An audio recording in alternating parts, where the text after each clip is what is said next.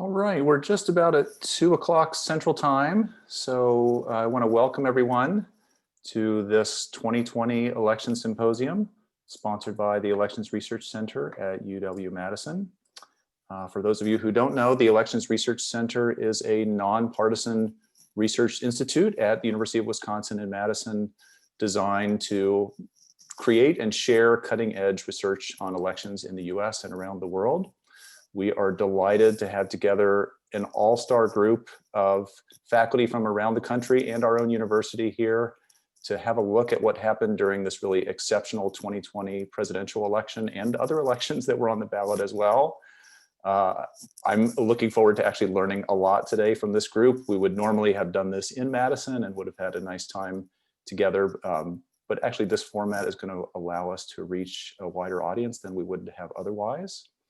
I want to thank a couple of folks who made this possible. First is Levi Bankston, who's a graduate assistant working for the Elections Research Center, who has helped to make the technology possible today and all of the logistics behind the scenes, which are more than you would think for a Zoom webinar.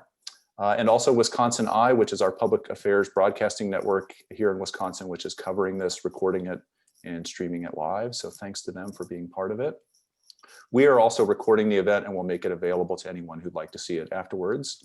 So if you'd like to visit the Elections Research Center's website or follow us on Facebook or Twitter, you will get automatic updates about that recording when it becomes available. So we have 5 really wonderful speakers today. We're going to allow each of them to offer their perspective on some aspect of this year's elections. They will have slides, and I think everybody's got some original data or other material to share. And then there'll be time for you to ask some questions. We surely won't get through all the audience questions, but I do want to encourage you to use the Q&A function. The Q&A function is near the bottom of the screen for most of you, and you should be able to use that to offer questions along the way. I will serve as moderator, and we'll try to funnel as many of those to the speaker after their presentation as possible. I apologize in advance if we don't get to all of your questions, but thanks for being with us. So with that, I think we're going to get underway. We have a lot of material to cover in 2 hours, and so we just want to share with you as much as possible. I'm going to introduce each speaker and then allow them to present. We'll handle Q&A, and then we'll move to the next one. So this will be a kind of sequence of one presentation after another in that format. And we're going to start with Jonathan Laird. Jonathan is an associate professor of public policy and government at Georgetown University. He's the author of Why Americans Hate the Media and How It Matters, and co-author of Words That Matter, How the News and Social Media Shaped the 2016 Presidential Campaign. I think you're going to see something about that book today.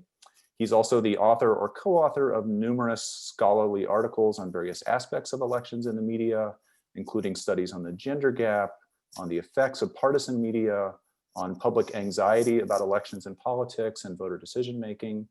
And today he's going to offer us an early look at what was on the mind of, or on the minds of 2020 election voters as a kind of sequel to that project on the 2016 election. So welcome, John, and the floor is yours. All right, thank you so much. I'm going to today present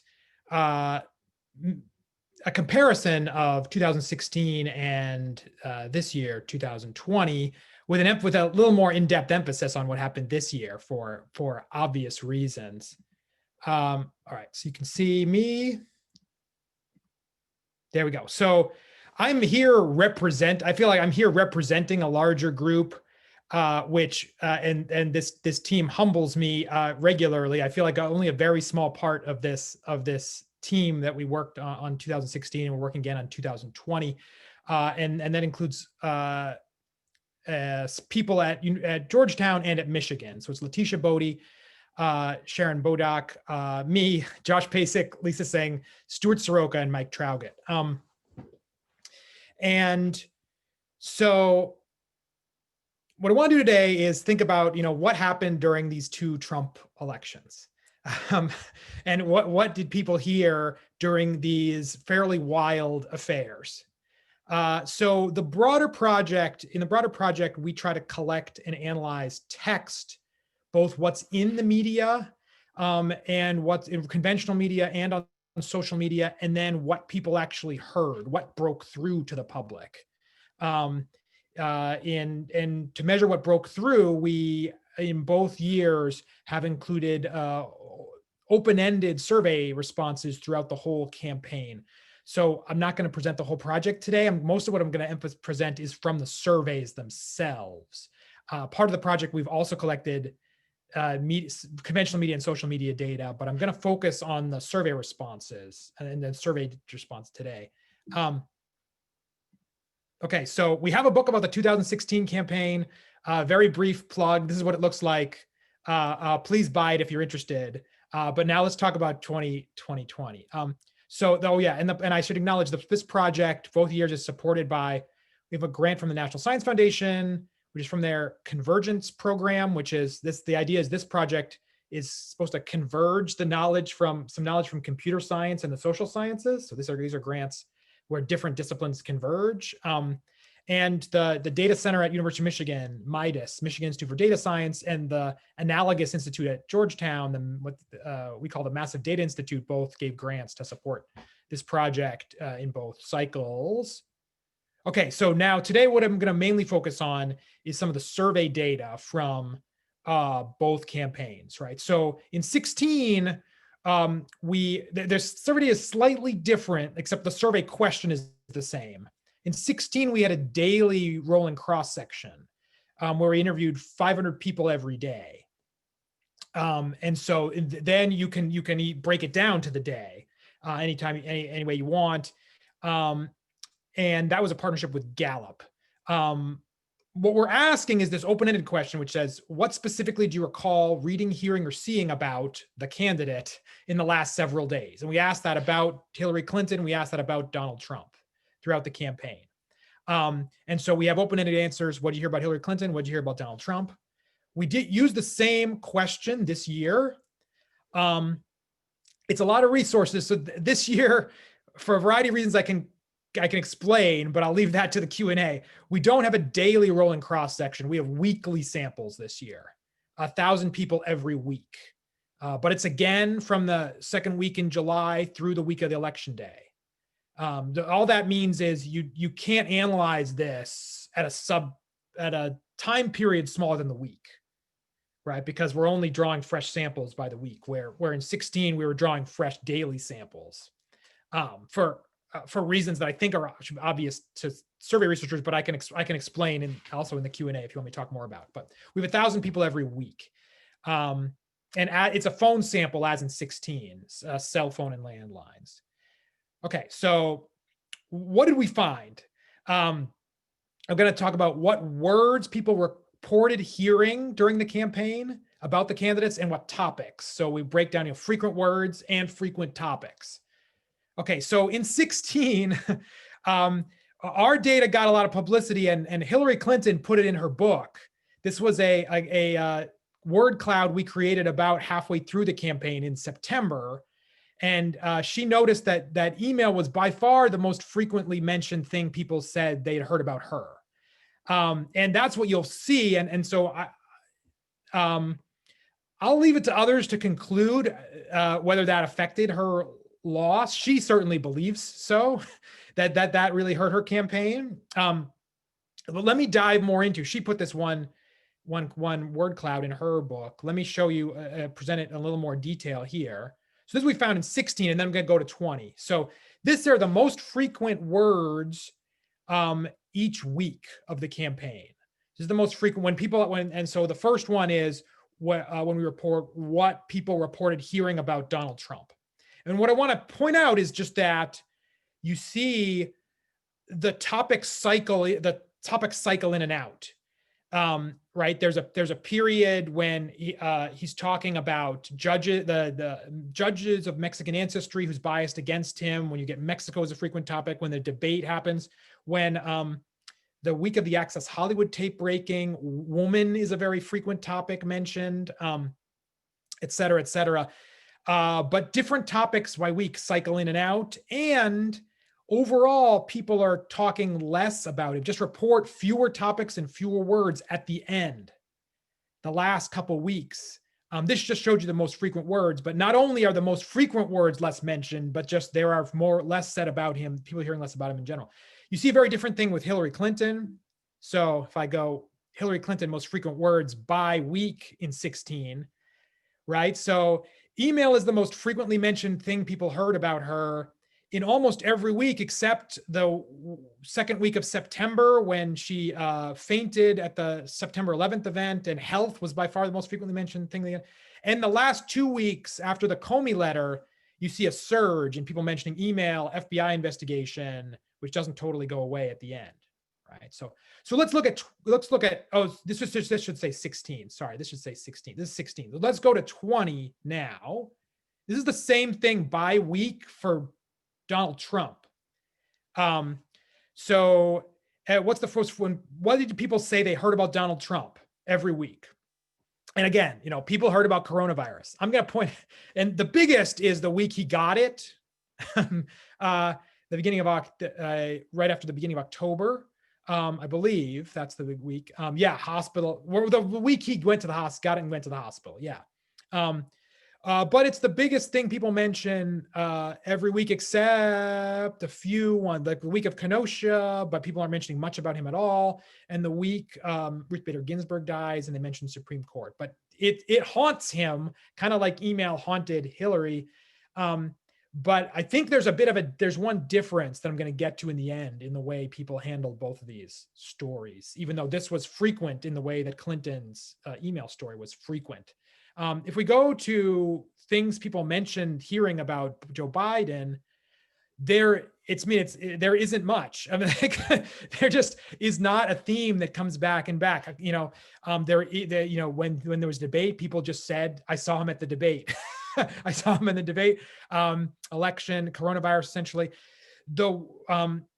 Toward the end, when the certain media outlets started reporting on a laptop story about his son Hunter Biden. You can see here, son was the most frequent word, but it's actually not mentioned that often, right? So if you summarize this, if you organize this not by just word is the simplest because I think anyone can understand this. You explain these are the most frequent words people mention when it's what they heard. It's pretty easy to understand. You could instead organize this by topic, where a series of words constitute a topic. And here is 16. These are the most frequent topics. And I'm not going to go, I could spend more time, but I think the point is just that topics come and go with him, with Trump in 16. So this is immigration, which for a while was a major topic and then faded away. This was when the debate, people just talked about the debate. This was what we've classified as the harassment scandal. This is essentially the Access Hollywood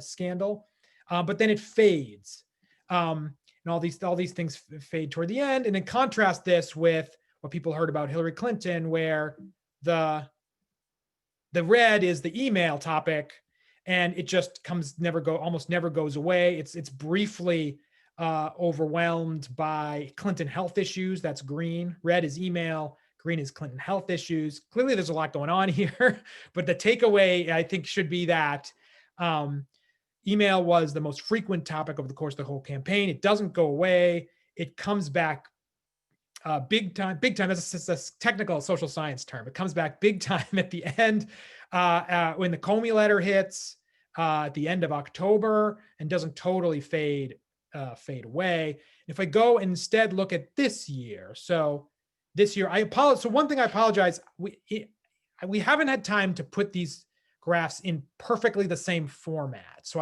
ideally these would be totally comparable, and I read the y-axes and stuff aren't exactly comparable. We've created, I think the new graphs are better, but ideally we'd make them exactly the same. So I apologize they're not, but this is essentially the same method applied to this year. Is what people heard or read about Trump. Here we have a whole week after the election. So a lot of this is after the election day when they hear about the election results. So it should, if you want to think about what happened before the election, should cut off about here. And you see here, coronavirus, this is when he gets it.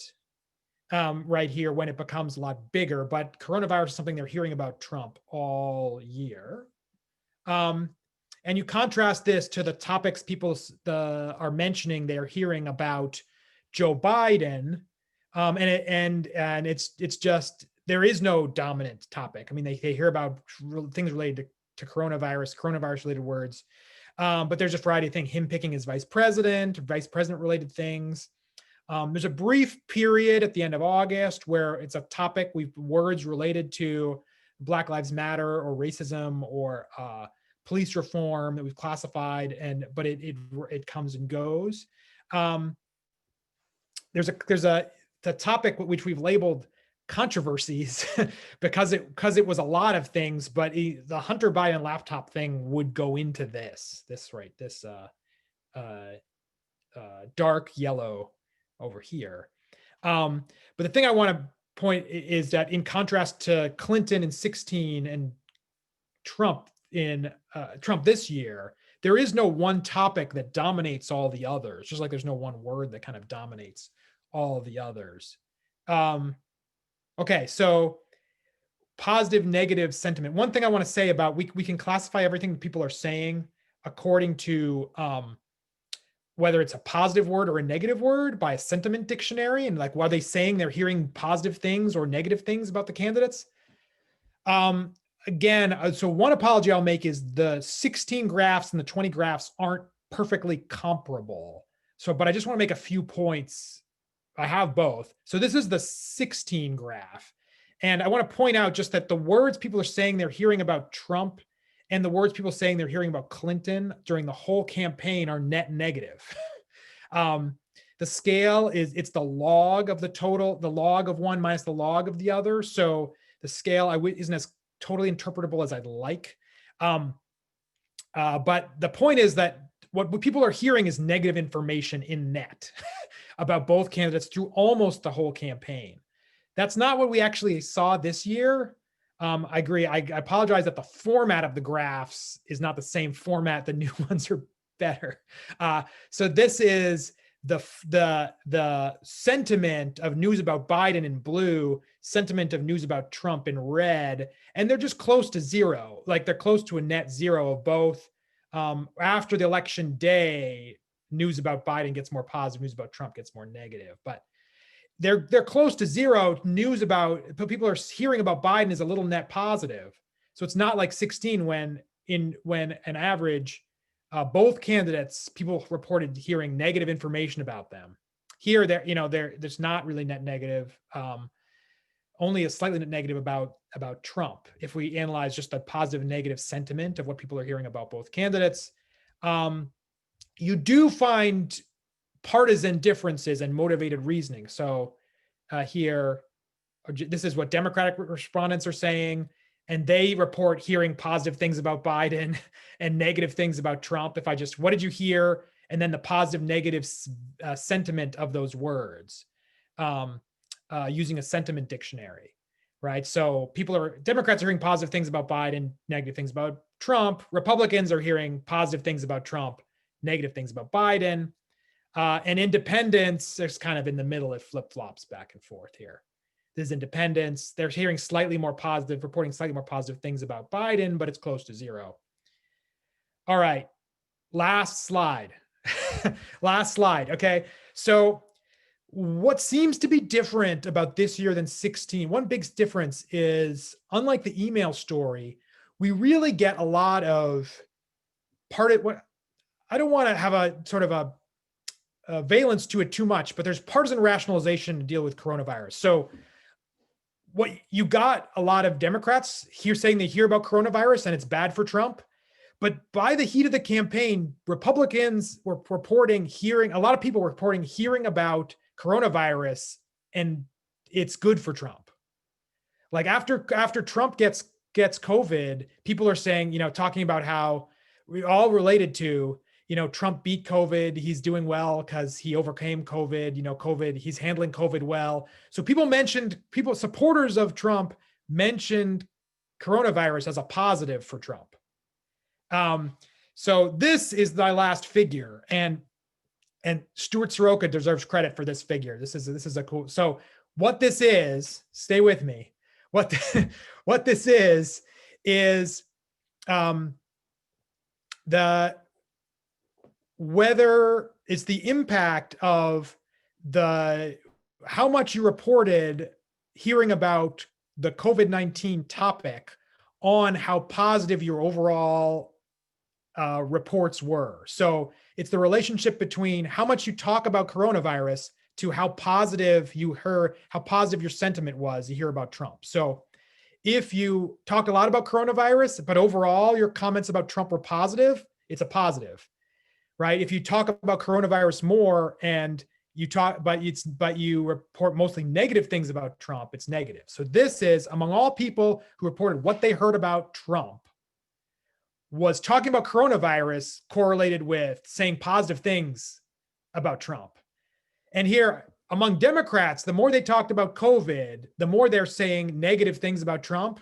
But among Republicans, on net, the more they talk about COVID, especially when he gets it, the more they talk about COVID, the more they're saying positive things about him, which is just what I'm saying. Like, and with independents, it kind of it dances around the middle line here.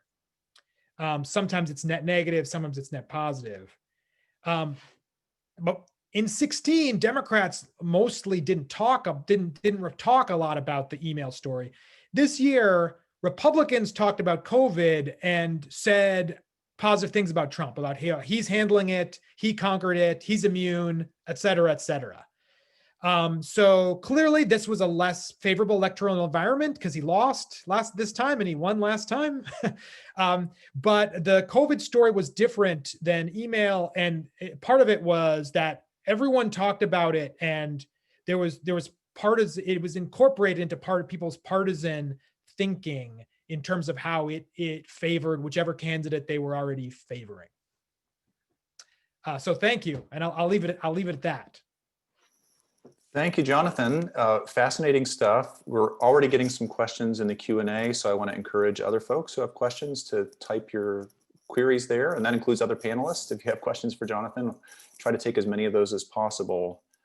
So one question, John, is whether you can say if it's beneficial for a candidate to have one dominating issue connected with them, or better for things to be scattered. 2016 told one story where Clinton and email were linked pretty consistently, whereas Trump is jumping from one to the next, which is sort of his style also. Yes. But 2020 is a different story and we get a different outcome. Do we know, so we have an N of 2 or maybe an N of 4. Can we say generally whether a candidate would prefer to have a consistent tag attached to them or something that's moving? That's an excellent question. We only have N of 2. In this N of 2, the candidate with one story attached to them lost both times. But I don't think, but like I said, I don't think it's necessarily always negative. Even though, behind a veil of ignorance, before you saw this campaign, before you saw what happened, before you saw the results, you would think coronavirus would be a bad story for Trump. But I think, what we saw was, it wasn't good, but it wasn't as bad as you might think. There was a frame that he put out and was somewhat successful at putting forth that he handled it. It's not a big deal, et cetera, as I already mentioned. I don't think Clinton really had a counter narrative in that way, other than it's not an important issue and I'm focusing on other things. And her maybe reasonable campaign strategy was to focus on other topics that are better for her. So I don't think necessarily it's always bad for you if there's like one dominant story, because just we saw N of 2, but there's variation in, although both candidates lost who had one story about them, I think they had different effects, which indicates to me that other dominant stories could have even more different effects. So let me ask sort of a version of a question from Mike Wagner. Your last slide you described as partisan rationalization. Is it possible that it's not rationalization, but it's the genuine information that people are getting, depending on what kind of media diet they consume, the sorts of social networks they are in? They may really be hearing that coronavirus is working to Trump's advantage or working against him. And also, is it the case that when Trump actually had COVID, that both parties become more favorable to him briefly, not just the Republicans? Democrats, the correlation between talking about COVID and saying negative and mentioning negative words gets close to zero. So the first question is, yes, that could be happening. And we need a word that is, so I don't just mean motivated reasoning. I mean, just like you may accurately be reporting what you're hearing. We need a better word for how like the whole media system leads you to see different stories different ways and different issues different ways. It's definitely not necessarily that you're getting the same information and it's just psychological motivated reasoning. It's definitely that they're hearing different stories in the news they consume. So yes, and we think we've purged this of artifacts that might be causing this. So a little bit under the hood here, we had to take some words out to try to make sure. So one complication is there were words associated with Trump getting COVID that there are words associated with Trump getting COVID that could be interpreted as positive, and we had to take out. So literally the word positive has a positive valence. Sure. We had to take that out. So we're not that dumb. We saw that and we took that out and saw other things similar to that. We think we purged it of artifacts like that.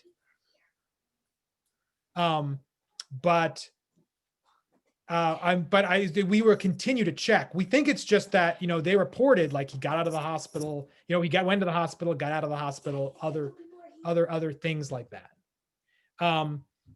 And I don't think it's a net negative. His poll numbers actually, didn't actually drop. I don't have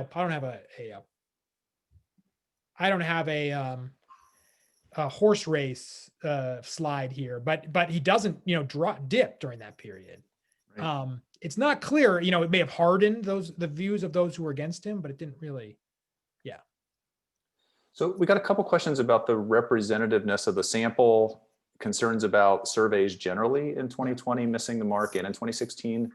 Yeah. One version of that, I wonder if your results look different if you limit to voters or people who say they voted versus the general public. Is there a different pattern of sentiment or topics of interest? I don't know if you were able to do that. It's a good question. So we have figures that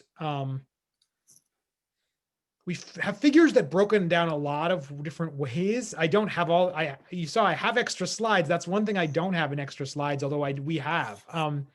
So maybe in the Q&A like later in the conference, I could get that and bring back to you. I don't think I can do voters and non-voters. We didn't ask, so it's unclear in surveys like ours how you would get that, right? Even a question like, are you going to vote is not like, likely voter screens is a science in and of itself and an imperfect science. And we don't have a index of likely voter screen questions on here. And some of the surveys, this is done with SSRN. We have vote preference. We have definitely a party ID. We have things like that. But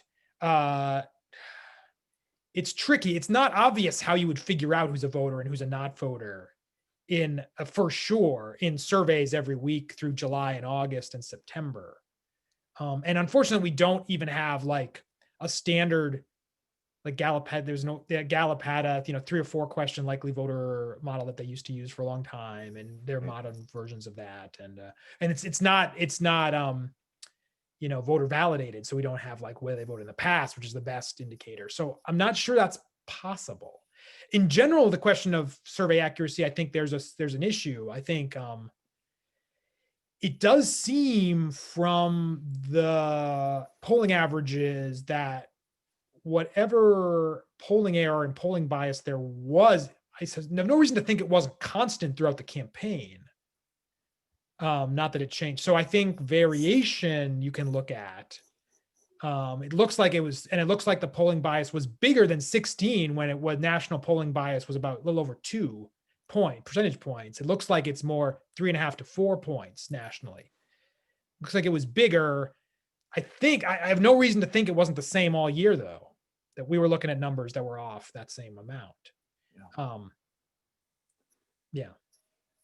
Okay, well, there are more great questions here, but we unfortunately have to keep the trains running because we have 4 other terrific presentations coming. Maybe John, you'd be open if someone had an email question, they'd be able to contact you or something. So I'm happy to take, of course, questions later, but I don't want to take away anyone else's time. All right, thank you. And follow John Ladd on Twitter also. He's a public figure sharing his findings with the world.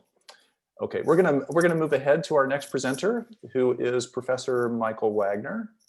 Mike is a professor in the School of Journalism and Mass Communication here at UW-Madison.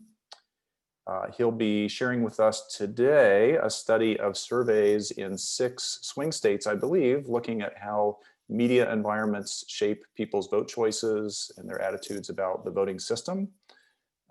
He is the co-author of Mediated Democracy, Politics, the News, and Citizenship in the 21st Century.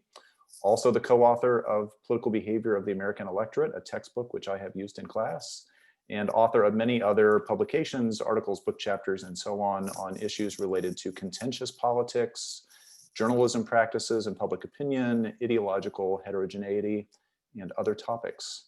So welcome to Mike, and the floor is yours.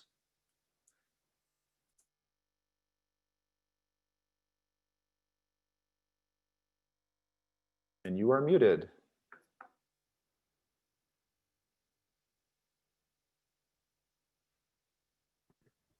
Look at that. You have 30 Zoom meetings a day and still forget to unmute myself. Okay. Thank you very much, Barry. And it's great to be here and to be on this panel with all these folks who are really terrific scholars. And I just can't wait to hear about what they all, the rest of them share with us. And it was great to hear from John and that great group of folks on that project. So this presentation today is going to cover a couple of topics, one of which is kind of the swing state vote. And then the second half will look at ways that the Democrats might think about framing their agenda in 2021 based upon some survey experiments we embedded in our swing state study. And so the cast of characters you see here are all a part of our research team at the Center for Communication and Civic Renewal, which is nearly an official center on campus. I think there's still one more hoop to jump and T to cross. But we're doing a lot of work related to contentious politics, both in our state and across the country. Names with asterisks are graduate students who scholars watching in should consider hiring in the very near future. Me, Lou, Kathy, and Devon are all faculty members here on campus.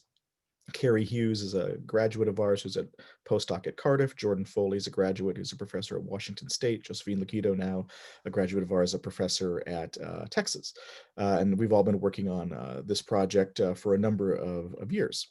A lot of the theoretical kind of jumping off point for us can be put together in this figure from a paper that a bunch of us, along with Hernando Rojas and Doug McLeod, authored in Human Communications Research in 2017, where we are very interested in how people's own characteristics and predispositions, plus the geographic and political environments they find themselves in, plus the broader social structural context that they find themselves in, relate to the kinds of information people choose to consume in terms of news, but also in terms of the conversations that they have with people. Are they talking to people more like them politically? Are they talking to a more heterogeneous group? Are they talking to folks who are more centrist? And how does that compare to what the individual themselves happen to be? And we think those are related to the kinds of participation people engage in, what they believe to be true, and how much they trust or distrust the other side, and a broad set of political and social institutions. And so what I'm going to share with you today are the results of a pre-election survey we conducted on the web in 4 states. There are 2 others, but we're having a couple issues with some weighting issues, and so I'm just leaving out Georgia and Ohio for today. But we're going to look at Wisconsin, North Carolina, Pennsylvania, and Michigan. We're doing a post-election study that, if all goes well, we'll go back into the field on that actually starting later today, trying to interview hopefully as many of the people who were a part of this the first time in each of our states as possible. And you'll notice we oversampled in Wisconsin, largely because of our interest in trying to break things down by geography. Much try as we might, we didn't get all of the geographic stuff prepared in the last couple of weeks since the election for today, but you'll get to see some stuff, and hopefully your questions will spur us to do more interesting analyses in the future. So one thing that we always do in our surveys is we try to break down people's media use by a variety of different topics. A lot of social scientists will ask, how often do you use the news, or how many days in the last week did you read a newspaper or watch TV? We break things down by very specific sources, about 25 different sources, and we ask about each of them in terms of a kind of a how often do you use this source to learn about what's going on in the world. And then we did a factor analysis that clustered them together in several different factors, one of which is mainstream television, which we can think of as ABC, NBC, CBS, but also including morning television shows on those same networks. So we asked specific questions about nightly news programs and morning TV. And you can see the more people use that stuff, the more was associated with a higher support for Joe Biden. The same was true for the use of national newspapers like the New York Times, Wall Street Journal, and USA Today. Local newspaper use had a less stark association with the Biden vote. High newspaper users were slightly more likely to be Biden supporters than low local newspaper users, but not by much. Whereas, not surprising, in the second row, you see the more people would watch liberal television, which clustered together in our analyses as MSNBC and CNN. And when I say liberal, what I mean is we're using that by the points of view of the users rather than making judgments about the content of the programming itself. And then the same goes for conservative in terms of conservative television and conservative talk radio. And also some other conservative online news sources. The more people use those, not surprisingly, the more likely they were to support Donald Trump. That would be below the 50% marker.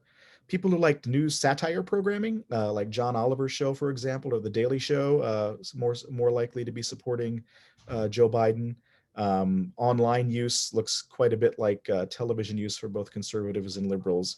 But general social media use was flat. So that was a combination of Facebook, Twitter, YouTube, Reddit, and Snapchat.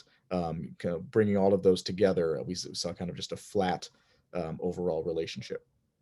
In terms of trusting different kinds of institutions, I'm just showing you this broken down by Wisconsin. It looks very similar in all the other states that we analyzed, except for the trust in journalists in their state question, where there's a little difference that I'll talk about in a second. But by and large, the biggest difference was Trump supporters' top institution that they trusted were the police.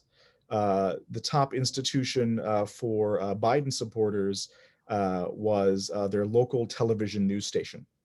And so differences there. And then, of course, not surprisingly, Biden supporters were more trusting of labor unions, more trusting of the New York Times, CNN, MSNBC, and the like. In the other states we analyzed, Biden and Trump supporters had a closer relationship between their trust in journalists in their own state. And so there's something perhaps there's something Wisconsin-centric going on in terms of that. And that matches evidence that we found in 2018, looking at these same 4 states in the midterm elections and in Wisconsin's gubernatorial election. In terms of social media use and asking people about the news that's shared on their feed. So the lower you would go on these figures, the more people would say what they see on their feed favors liberals. If you're at 3, you're experiencing kind of an equal flow of liberal and conservative political news on your Facebook or Twitter feeds. And the higher you would go, the more it favors conservatives. Everything is a little bit south of the midpoint, slightly in favor of Trump on Twitter as compared to Biden, but not statistically significant. Whereas people on Facebook do tend to say they see a little bit more positive stuff, or a little bit more equal than Trump supporters report to see on their own Facebook political feeds. I'll note we didn't make a figure of this, but it is something I've talked about at this symposium in the pre-COVID times. We found using Marquette Law School poll data in 2012 that about a third of Wisconsinites had said they've stopped talking politics with someone because of their views about contentious politics in our state. That was in 2012. In 2018, we repeated that question and found that the answer had gone to 50%. We asked a follow-up asking if people had not just stopped talking politics, but actually ended a friendship or a family relationship. And 25% of Wisconsinites had said they had done that in 2018. And that number had crept slightly up to 28% in 2020. And so politics and conversations about politics are infiltrating people's normal lives in ways that they hadn't done as much, not even a decade ago. We also included a set of questions that were developed by a political scientist named Larry Bartels that looks at different kinds of attitudes about democracy. And so you see the question at the top, and the higher the bar, the more people agree with that statement. And you see some pretty stark differences between Trump supporters and Biden supporters agree. So Trump supporters far more likely to agree with the idea that the traditional American way of life is disappearing so fast, we might have to use force to save it. Similarly, patriotic Americans might have to take the law into their own hands. And somewhat similarly, strong leaders sometimes have to bend the rules in order to get things done. There was a little bit more there's a little bit less, I should say, of a gap between Biden and Trump supporters on that last question, but some pretty stark differences in terms of how citizens ought to engage in democratic life and the maintenance thereof across Trump and Biden supporters, at least in our data in the swing states that we looked at. And we didn't find differences across respondents based upon the state they lived in, at least regarding these particular questions.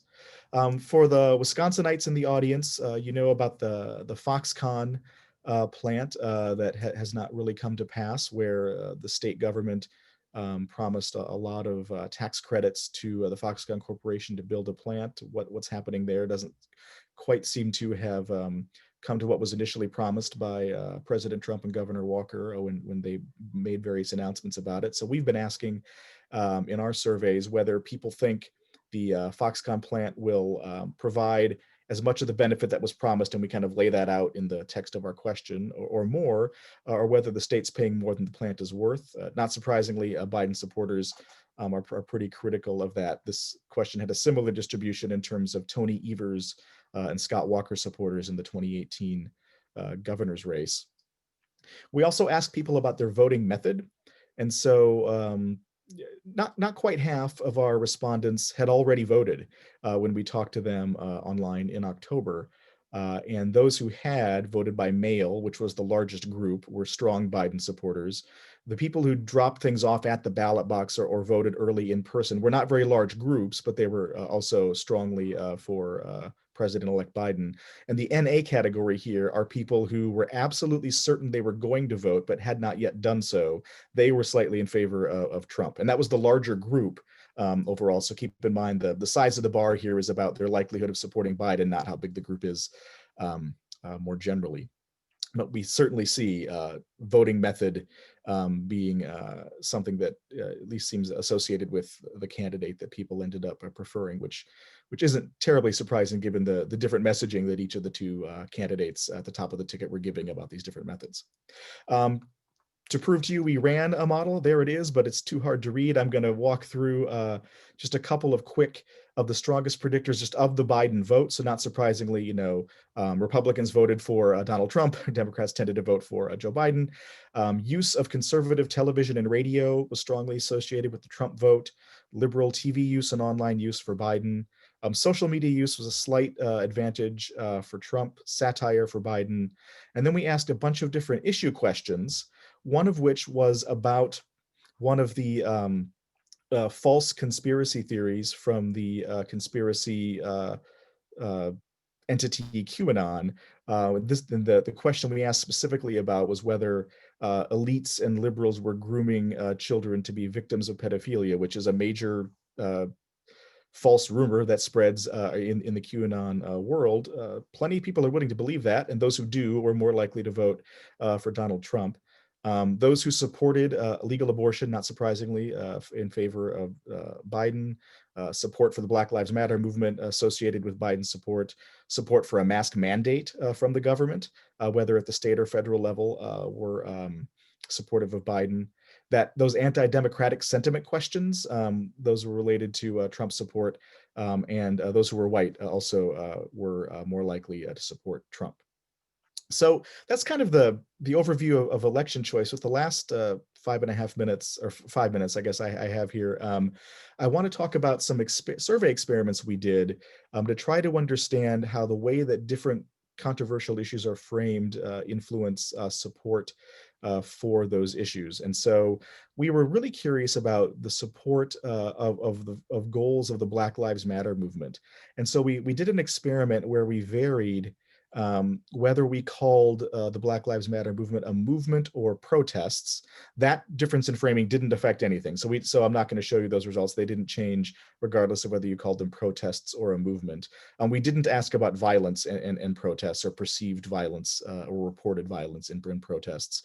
But we did ask about whether people support the goal of the Black Lives Matter movement to reform police, abolish police, defund police, or reduce police budgets. And across, no matter whether people were Democrats or independents or Republicans, the frame that was the most positively evaluated was reforming the police in terms of supporting the goal of Black Lives Matter movement. Democrats distinguished between abolish and defund. So Democrats statistically were more likely to favor defunding or reducing police budgets. But as you can see in the figure there, the substantive difference isn't huge compared to the difference between abolish and reform, or defund and reform. And for independents and Republicans, those groups did not distinguish between any other framing except reform and everything else.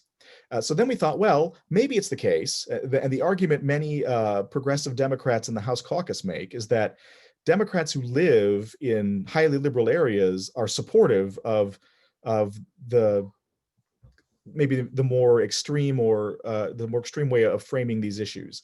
And so we didn't really find much in the way of differences there. So whether the county that people lived in was one where Biden lost by quite a bit, Biden was competitive, or Biden won by quite a bit, we didn't see a whole lot of difference between Democrat support for those issues. We did see that in the high Biden support counties, a little bit of an increase in support for Black Lives Matter movement, regardless of the way the issue was framed. So just living in a more Biden-centric county seemed to slightly raise the tide of support for Black Lives Matter movement, but the framing wasn't something that seemed to matter as much. So the framing didn't really matter by county. The other issue we looked at was the Green New Deal, where we varied two things. We either called the policy the Green New Deal, or we called it more aggressive environmental actions, which is what the Green New Deal would do, would be to push for more aggressive environmental actions. And then we asked about the likelihood that people agree, or we asked people to agree with whether that particular policy would help do one of four things, depending upon which condition of the experiment our participants were in, whether it would help to address climate fires around the world, address flooding in their own state. So we kind of looked around for an issue that had been happening environmentally in all of our states, and flooding was the one that came to the top. Whether it would create jobs in their state, and whether it would lead to raising taxes overall. And so we found that the frame of more aggressive environmental actions was more favorably evaluated by Democrats, independents, and Republicans, whereas Republicans were more likely to think that taxes would be raised under a Green New Deal than they were under more aggressive environmental actions. But either way, Republicans did feel that either policy or either way of framing the policy would lead to tax increases in ways that were different than how Democrats saw it and how independents saw it. So there were some differences in framing, and of course some partisan differences there. And again, we in terms of where folks were living in terms of the political context of the county, we saw a little bit less in the way of support for the Green New Deal in the low Biden county for Democrats, but again, the location wasn't nearly as important as framing. And so with that, I think that is about 18 minutes. And so thanks to our funders, and thank you for the chance to share some of this with you. And we look forward to hearing your questions and comments. Thanks, Mike. Again, to the audience, especially if you've just joined us in the last 45 minutes or so, if you've got a question, enter it into the Q&A function. I will try to feed those questions to our panelists. If they are able to answer them by typing directly to you after their presentation, if it's a question we don't get to, that may be an option as well. So Mike, you showed us that Biden and Trump voters were consuming different kinds of media, particularly ideological media. Can you say whether the diet that they were consuming was more or less varied on one side or the other? Are they both consuming equally polarized outlets? And what about the volume of media? Are Biden or Trump folks just reading and watching more stuff than the other, or is that sort of level across partisanship? Yeah, liberals seem to prefer a little bit more news consumption than conservatives do. And then this is especially true of some Trump supporters. So in a paper that one of our graduate students, Sadie Dempsey, is the lead author on, that's about to come out in an academic journal, we look at kind of the media repertoires of Trump users and find that the kind of the Fox, Breitbart, talk radio constellation of conservative media, the folks who use those are very strong supporters of President Trump, and maybe make up 25% of Trump supporters. The largest category were media avoiders, people who weren't using or consuming news at all in terms of support for President Trump. Which leads into another kind of analysis done by a former student of ours who's at Washington State now, Jordan Foley, who has used this concept called news finds me, which is the idea that if it's important, that information is going to get to me. I'm going to see it in my Facebook feed. I'm going to see it on Twitter. Somebody's going to tell me. I'll get a text about it. I don't need to actively follow the news. The news finds me. And what we have found are that people who are high on that predilection, high on that set of beliefs, are more prone to conspiratorial thinking than folks who are lower on it.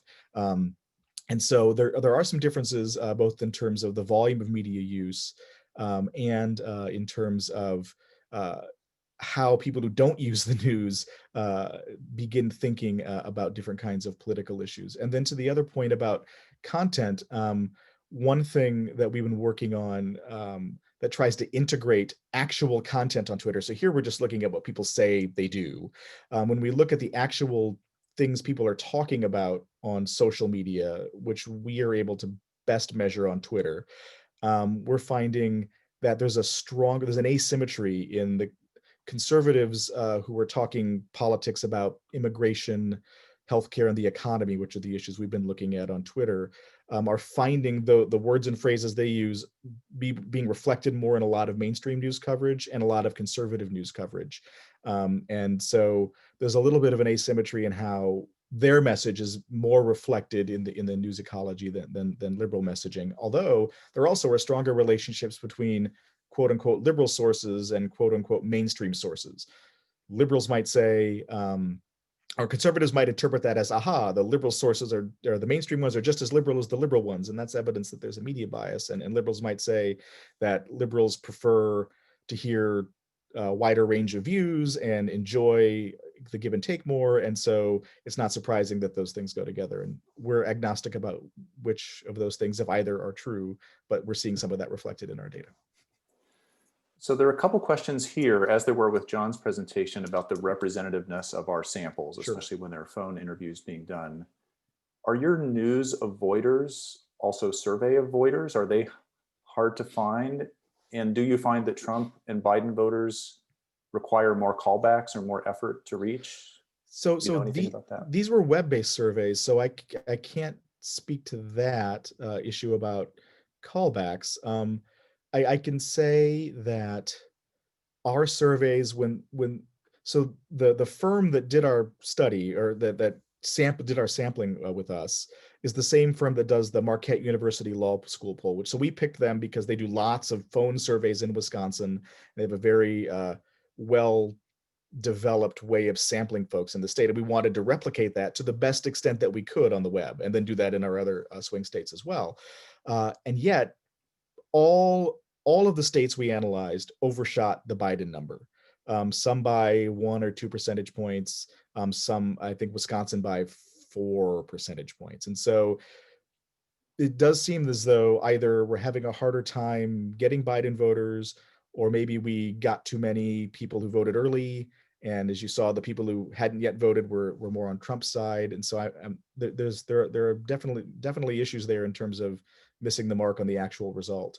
And of course, one thing that we don't know is, did people see that their candidate was behind, and instead of staying home, as we might think they would, depressed that they would lose, maybe they were motivated to show up and turn out and win? A paper a former student of mine, Mallory Perryman, wrote showed that when people think their person is barely losing in a poll, they think their side's going to be the side that shows up, and the other side's going to be the side that's sad and stays home.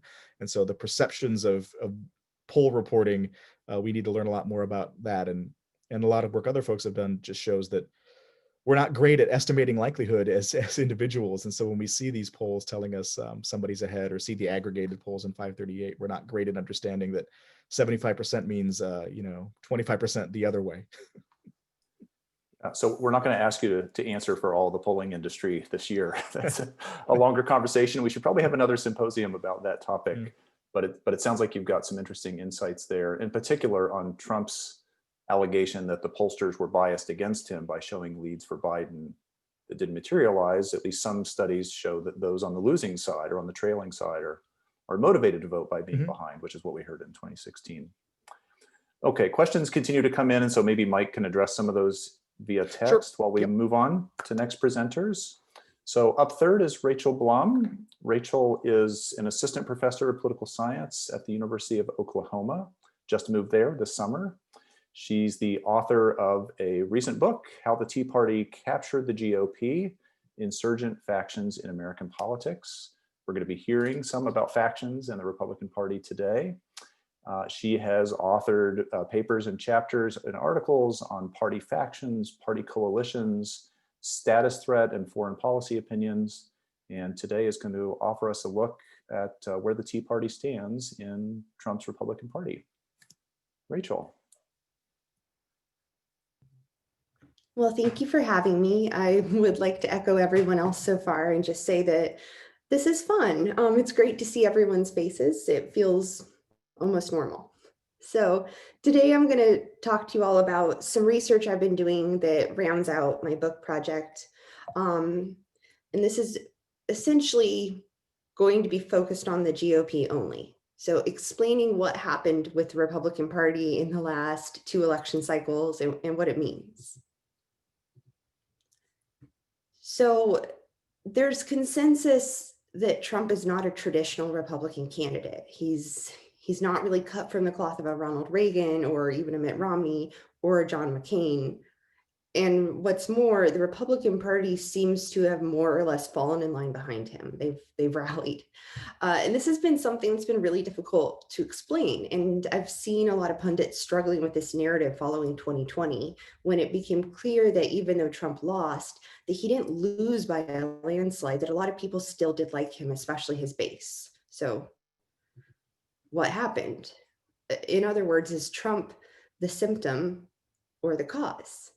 So if Trump is a symptom of something else, then that means whatever Trumpism is, whatever democratic norms have been broken, that won't necessarily end when he leaves the White House. There's something bigger than him. If he's the cause, then this is just a blip on the radar, and we can go back to the Republican Party as usual. Now, I obviously think it's a symptom, and I'm going to go into why. This is a short answer, and it draws from my book.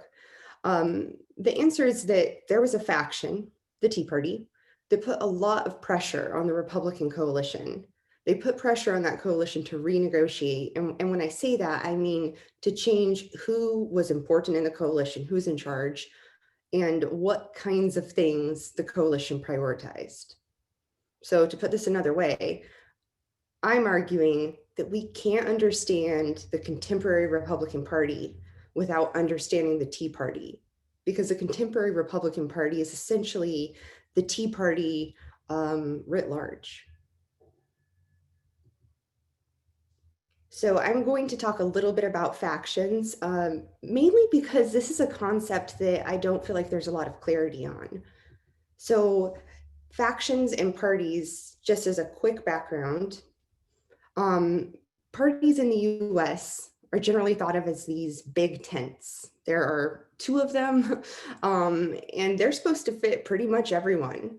So we refer to these as coalitions, and these coalitions don't just include elected officials and politicians, they also include coalitions of activists, organized interests, and so forth. Another piece of the puzzle here is that these 2 parties have a monopoly on power. So whether or not you like what's happening in one of the parties or want to be in that tent, if you want to be in power or change laws or make policy, you don't have a lot of other options in the United States right now. So that brings us to another point about parties, which is that everything that parties agree on, everything they put forward as the platform, the nominee, those are all results of compromises of the different members of the coalition agreeing on the least bad option or forming some sort of consensus. And at least since the early 1970s, when the primary system was reformed, contemporary parties have been pretty good at this. There's been a lot of literature on how contemporary parties more or less decide things and they negotiate compromises. Now, this didn't hold up so well in 2016. If you look at it from one perspective, I'm going to argue that in 2016, what we saw was a Republican Party shifting. So who was most powerful in it was changing. So there's a small problem in this idea of parties as coalitions. The idea that parties are made up of people who disagree and they want to work together to get power explains a lot about why people would cooperate. But it doesn't necessarily explain why people might defect or turn on their party or just cause a lot of noise, a lot of trouble. So to explain this, we need to think about who are the winners and who are the losers in party coalitions. So in the Republican Party since Reagan, we've been thinking of the big winners in the coalition, people who really shape it, as, for example, coming from the Christian right, or economic libertarians, neocons. These were all part of the old Republican coalition. And that left some groups on the fringes. So survivalists, far-right militia groups, anti-immigration groups, anti-Islam groups, these kinds of groups were on the fringes of the Republican Party, at least until 2008, 2009, when Obama wins, we have an economic meltdown, and the Tea Party emerges. So in that world, these groups, the groups that I'm going to say eventually became the Tea Party, weren't getting a lot out of their coalition. So what happens when you are one of these fringe groups and you want to increase your power? And this is what brings us to the idea of factions. So I'm setting this up in a non-original way as exit, voice, and loyalty. So if you are a member of one of these, let's say low influence groups within a party, and you want to have more power, you want to really have a nominee who you think speaks for you, you have three options. You can exit, you can switch parties. Now, this isn't always really an option. This is an option only if the other party happens to be closer. And in the case of the fringe groups that became part of the Tea Party, that was not possible. Loyalty, you could continue to go along to get along, to just kind of keep supporting whoever the party puts forward as their candidate and hope that eventually your fortunes improve. Or you can have voice. So this last option is what gives us factions. Essentially, multiple low influence groups can unite with one another to form a faction. And when they do that, they multiply their influence. So this gives us a couple of things on factions. I'm just going to go through these very briefly so you know what I'm talking about when I say factions throughout the rest of this presentation. Factions, like parties, are coalitions. So they form from inside of parties. This is an important distinguishing feature. So unlike a social movement or a mass movement that happens in the electorate, a faction is a very particular institution that arises from within an institution. Factions want a renegotiation. So they don't want necessarily to destroy a party. They want to be in charge. And they are trying to combine forces so they can be in charge. And finally, factions are distinguished by their strategies.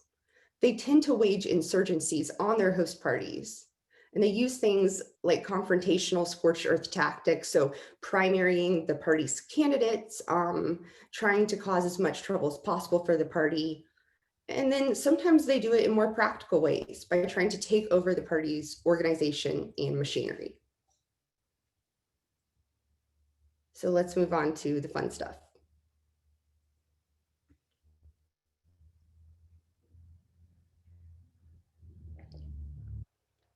So these two quotes are from activists I interviewed in the course of working on the book. And I think they're indicative of the Tea Party's general posture towards the Republican Party. They tell you what the Tea Party wanted to have happen. So I'm giving you these as context, and then we're going to look at some empirics. But the first one is from a Virginia Tea Party leader who was in the 7th Congressional District. He was instrumental in leading Virginia Tea Party groups in unseating Eric Cantor when David Bratt primaried and won in 2014. And Bob Shannon told me that the future of the Tea Party involves a very bloody fight with the Republican Party. And the other is from an activist in Bucks County, Pennsylvania. And he explained that the Tea Party was pragmatic because parties are machines, and the machine in the GOP is willing to take the Tea Party's help.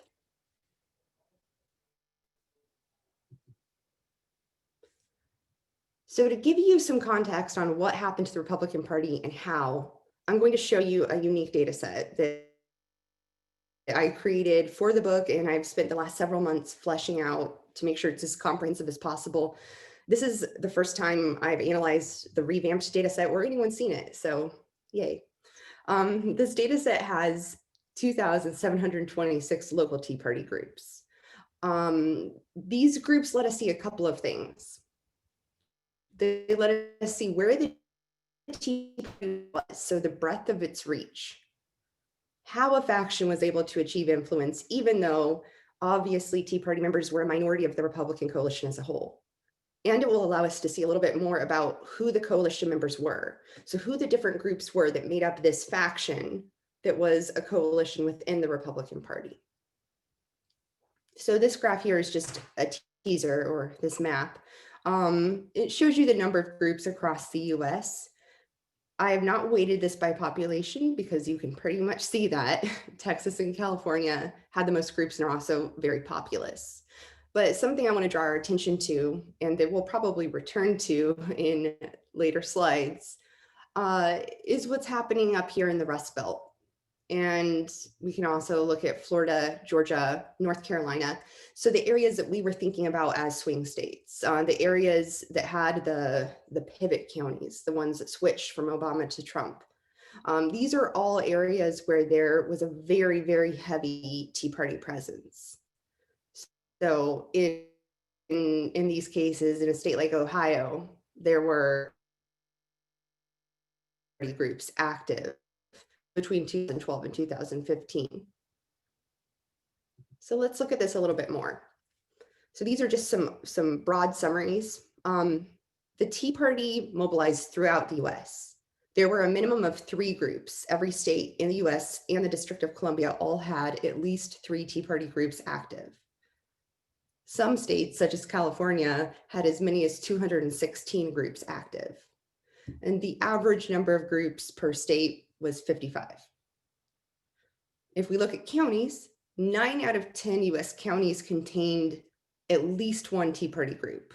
So the average number of groups per county was 1. And there were a couple counties, again, California, that had as many as 36. And finally, if we look at congressional districts, the Tea Party was present in 412 out of 435 districts. So the average district had 6 Tea Parties in it, and the one with the most Tea Parties had 32.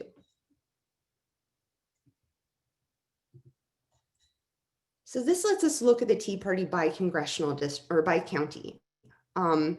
It lets you see a little bit more of what's going on. So you notice there are still some big purple chunks because that darkest color corresponds with the most number of groups. There are still some in Southern California. There's a little bit going on in Arizona. You see Texas actually has their groups spread out pretty well throughout the state. And then as we look again at the Rust Belt, you see a lot of variation in color. So as you're looking at this map, a couple of things to take away. The lightest colors mean there were no groups in those counties. The kind of orangey, light orangey color is 1 group. Bright orange is 2 groups. Magenta is 3 groups, and dark purple is 4 or more. So you see that every state had Tea Parties, but the Tea Parties weren't in the same place in every state. And this is another important part, because if the Tea Party was just out to get the Democrats, which was part of their goal, then we wouldn't necessarily expect there to be a big connection between where they mobilized and where the Republican Party was stronger. But if the Tea Party was a faction, which I argue that it was, then this is precisely the kind of thing we would expect to see. And here we go. The graph here on the left is Trump's 2016 vote share, and the graph on the right is Romney's 2012 vote share. And these graphs show you where Tea Party groups mobilized. I'm showing it to you by how much of that Tea Party vote share went to the Republican candidate. So if you look at this bottom, the horizontal x-axis here, you see I've drawn a dashed line at the 50% mark. And then I'm giving you correlation coefficients. So in both cases, there was a positive correlation between how many Tea Party groups were in a district and how much of that district's vote share went for the Republican candidate. But it is larger in 2016 than it was in 2012. So when I was initially doing this analysis, the first ever version of this graph, I didn't have 2016 to show. And the big takeaway was, wow, Tea Parties really are mobilizing more in districts that went Republican. So the most Tea Parties are kind of in districts that were 50 to 60% Republican. But now we have some more data. The 2016 data show us that this correlation between Republican vote share and Tea Party groups actually increased. So what that means is that places where Tea Parties had mobilized in 2012 saw an increase in the amount of Republican presidential vote share in 2016. Now, I don't have 2020 data. I did try. It is pretty incomplete, so not much to look at yet. But from dialing in on some of the swing counties, it seems that this trend continued or even increased in 2020. In other words, the Tea Party was originally, like in this right graph, trying to just take over the Republican Party, use its state and local machinery to primary and get their candidates in office. But by 2016, the Tea Party had solidified presence in these areas, and I would hazard to say the Tea Party was the Republican Party in many of these areas. So I'm going to switch real quick and show you something else. Although I would love to show you beautiful maps all day. I want to talk a little bit about what we know about the Tea Party's coalition. So for this, I used that same list of websites, but I focused specifically on the Tea Party groups that maintained websites that had scrapable content. So that means groups that had something more than a Twitter page or Facebook page, or something more than a meetup group. Usually this was groups that had some sort of independent website, operated a blog, and this turned out to be 679 groups. So not too shabby. Altogether, these groups linked to 4,268 unique websites. So I use these link patterns for a couple of things. In the book, I create a network because I have just gone through and fleshed out this data set more and included more coding in it before I release it to everyone to play with. I have some other results that I wanted to show you. So we can use these data to learn something about the coalition in two ways. The first is the influential voices or priorities in the Tea Party coalition. Now, this graph shows you the most linked to websites from all the Tea Party groups. And it cuts off over here around 300, but the Tea Parties, of all these Tea Parties, the most linked website was the Tea Party Patriots, which is probably not surprising. And we see other groups that were instrumental in the Tea Party here: Freedom Works, the 912 Project, Glenn Beck himself, Americans for Prosperity, and the Blaze. All of these were specifically related to the Tea Party. But you see a couple of other things that are interesting as well. Breitbart makes an entrance here, and Breitbart was making an entrance in these data long before anyone really was talking about Steve Bannon. Michelle Malkin, I think Hot Air, Pajamas Media, American Thinker, Red State, Town Hall, and then of course we have Heritage Foundation up here at the top, which is interesting in a lot of ways, and we could unpack some of that a little bit more if we had more time. And then you have the US Congress website, a link to the US Constitution, and a lot of other things that work with their civic mindedness. So this shows you a couple of things. One of them is that the Tea Party was clearly conservative. They were clearly in the Republican orbit. Another thing it shows us is that the top voices to the Tea Party, the leadership of the Tea Party, or whatever galvanized them, was a little bit alternative to traditional conservatism, and possibly lays the groundwork for an informational apparatus that created a GOP base that was really receptive to a message like Trump's. But let's dig into this a little bit more. Now, this is by no means comprehensive of all of the websites the Tea Party are shared. However, I, along with an RA, have gone through all 4,700 odd sites and coded a couple of things. We coded the type of website it was, so, blog, think tank, that kind of thing. And we also coded its issue focus. Now, the reason I'm showing you this as a snapshot of the coalition is because each of these issue focuses shows you one type of policy demanding group or interest group or activist interest, however you want to think of it, that became part of the Tea Party.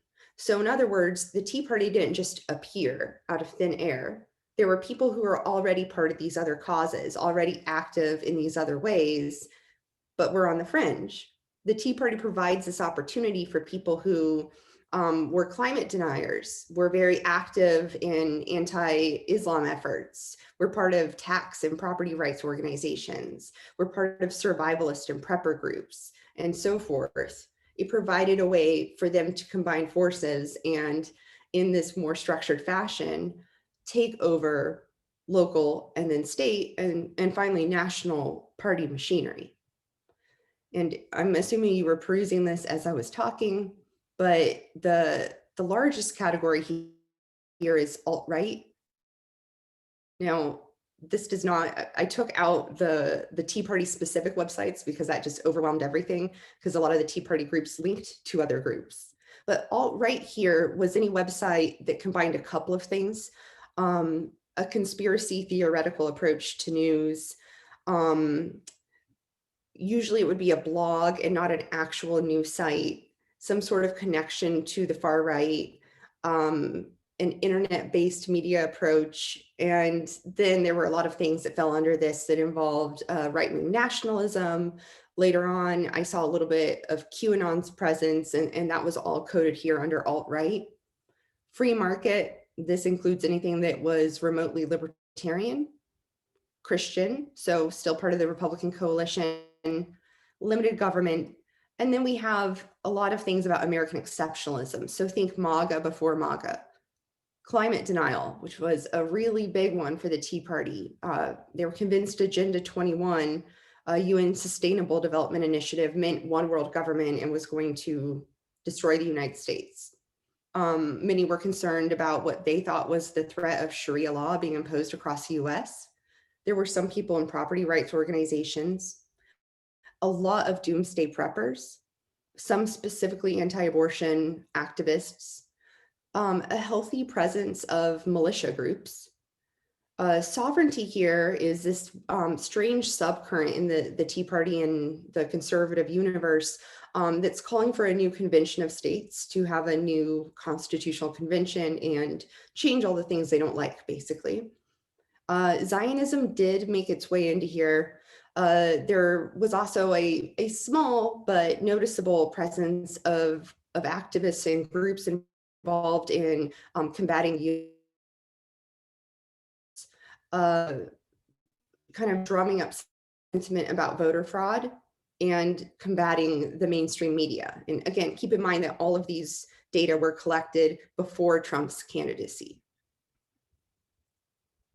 So now that I've just left you with some interesting things to think about and no clear answers, I want to wrap this up. So I started with these two questions. What happened to the Republican Party? Is Trump a symptom or is Trump a cause? And I've shown you some preliminary analysis of data I've used in other ways that I think can get us here. I don't have complete data. I don't have 2020, but I think it's very hard for us to understand what the Republican Party looks like right now or moving forward without understanding the Republican Party over the last. So I argue that what happened to the GOP really wasn't that much of a shocker. It's who slowly shifted and its priorities slowly shifted. It's not the same thing at full-scale party realignment where we would see voters fleeing the party en masse or voters converting their issue preferences, although increasingly that seems not so far-fetched. But it was clear that although a lot of the kind of old school Republican coalition members stayed in the coalition, their priorities were no longer at the top. The other thing we've talked about today, or that I've tried to talk about, is whether Trump is a symptom or a cause. So again, I'm arguing that Trump was not the inventor of whatever we think of as Trumpism. In post-election narratives, a lot of emphasis on Trump as this kind of charismatic, strongman, populist leader who's responsible for everything. And I think that much credit. So Trump was a massive apparatus of Tea Party activists who, over about 10 years, co-opted the Republican Party's machinery with the goal of eventually controlling a presidential nomination contest and winning the presidency. Now, something I didn't get to go into today, but which I'm happy to talk about more in Q&A, is the issue correspondence between the issues and ideological positions that Tea Partiers were interested in, and the kinds of things that end up being core to Trump later on. But suffice it to say that there's enough in that direction as well that I think that MAGA and most of the other things that Trump has is all I have right now. I do hope I stayed within my time. I forgot to set my stopwatch, and I'm happy to do questions. Thanks, Rachel. Your video is just freezing up a little bit, so I'm going to ask you one hard question rather than a series of smaller ones. This is the story on the Republican side. You probably thought already about whether there's an analogous faction on the Democratic side. Doesn't seem to be something that's just like the Tea Party. How far back do we have to look on the Democratic side? Maybe to anti-war movements during the Gulf War or during the Vietnam War? Is that the last time there was something like this, or would you even say those are not really parallel to what we've seen with the Tea Party and the GOP?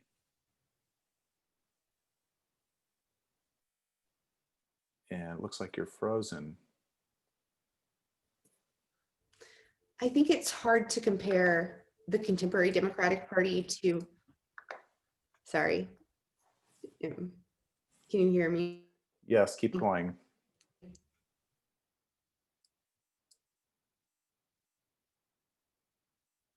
Oh, we've got freeze again. This happens. If we had done this symposium in person, there would have been a fire alarm or some other disruption. So you just don't know what you're going to encounter. It looks like the connection is Tea shaky. Party, or sorry, is it better? Your videos are back, so there's that. Let's try one more time. We didn't catch anything, I think, of what you said. I was just asking if you could hear me. I can hear you now. Yeah, about whether there's something analogous on the Democratic side to the Tea Party. I think there are some parallels between the Democratic Socialists and the Tea Party, at least in terms of goals. So the clear goal of Bernie Sanders and a lot of the Democratic Socialists was to renegotiate the priorities of the Democratic Party, because they realized there weren't a whole lot of other places for them to achieve that kind of influence. Now, the Democratic Socialists, they primary Democratic candidates. They weren't super helpful in 2016, to say the least, but they don't necessarily seem to be as procedurally radical as the Tea Party. And part of that might be because of differences between those two parties. The Democratic Party historically is better at absorbing differences in other groups. But if we look back, I don't think the anti-war movement is a really good parallel. And part of that gets to the so we've had a lot of movements on the left have not really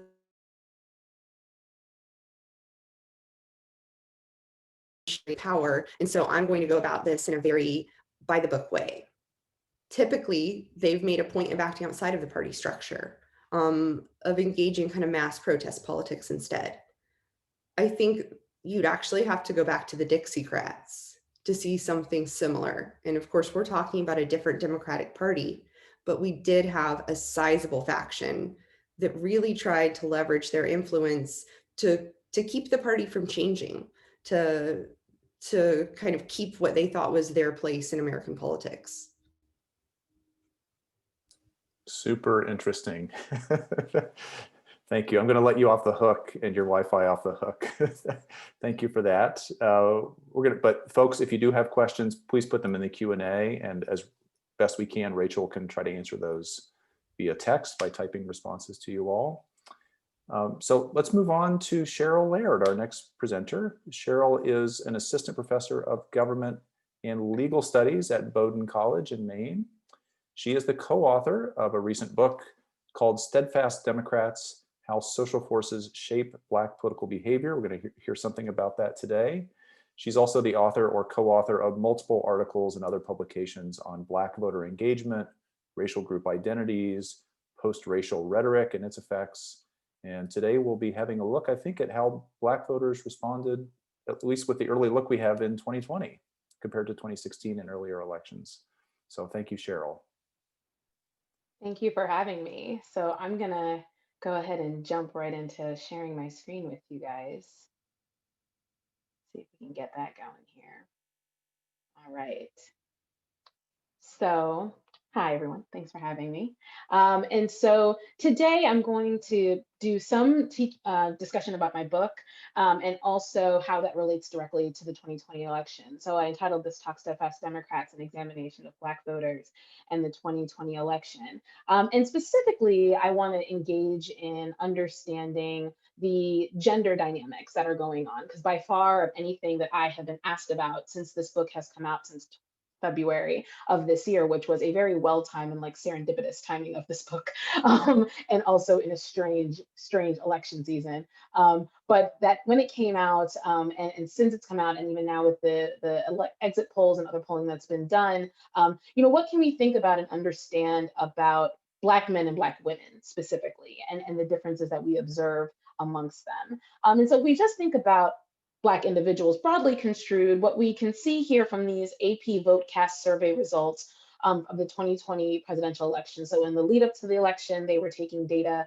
and have a very large sample of individuals, which increases the likelihood that they'll have a larger sample of African Americans. And we see that 90% of people reporting that they were going to be voting for Biden. So this is a lot of likely voters. And one of the reasons why I like the AP VoteCast survey in part is because I think they were able to capture a much more diverse set of modes in which people were participating in the election than the traditional exit polls, and because they also had a larger sample. But CNN also had some data, and I'm going to talk a little bit about that later as well. And so this 90% voting for Biden isn't unusual.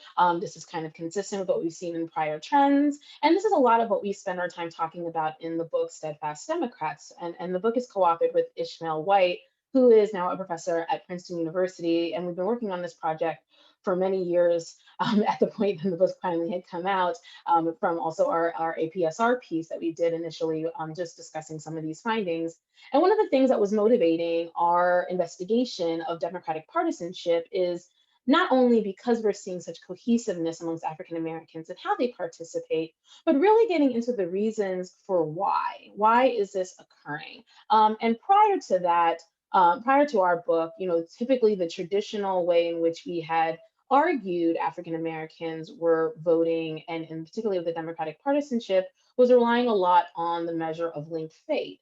But in our data, we find that, in fact, that isn't really the strongest indicator. In fact, in many cases, it is not even an indicator at all in terms of being statistically significant in predicting Black political behavior when it comes to partisanship.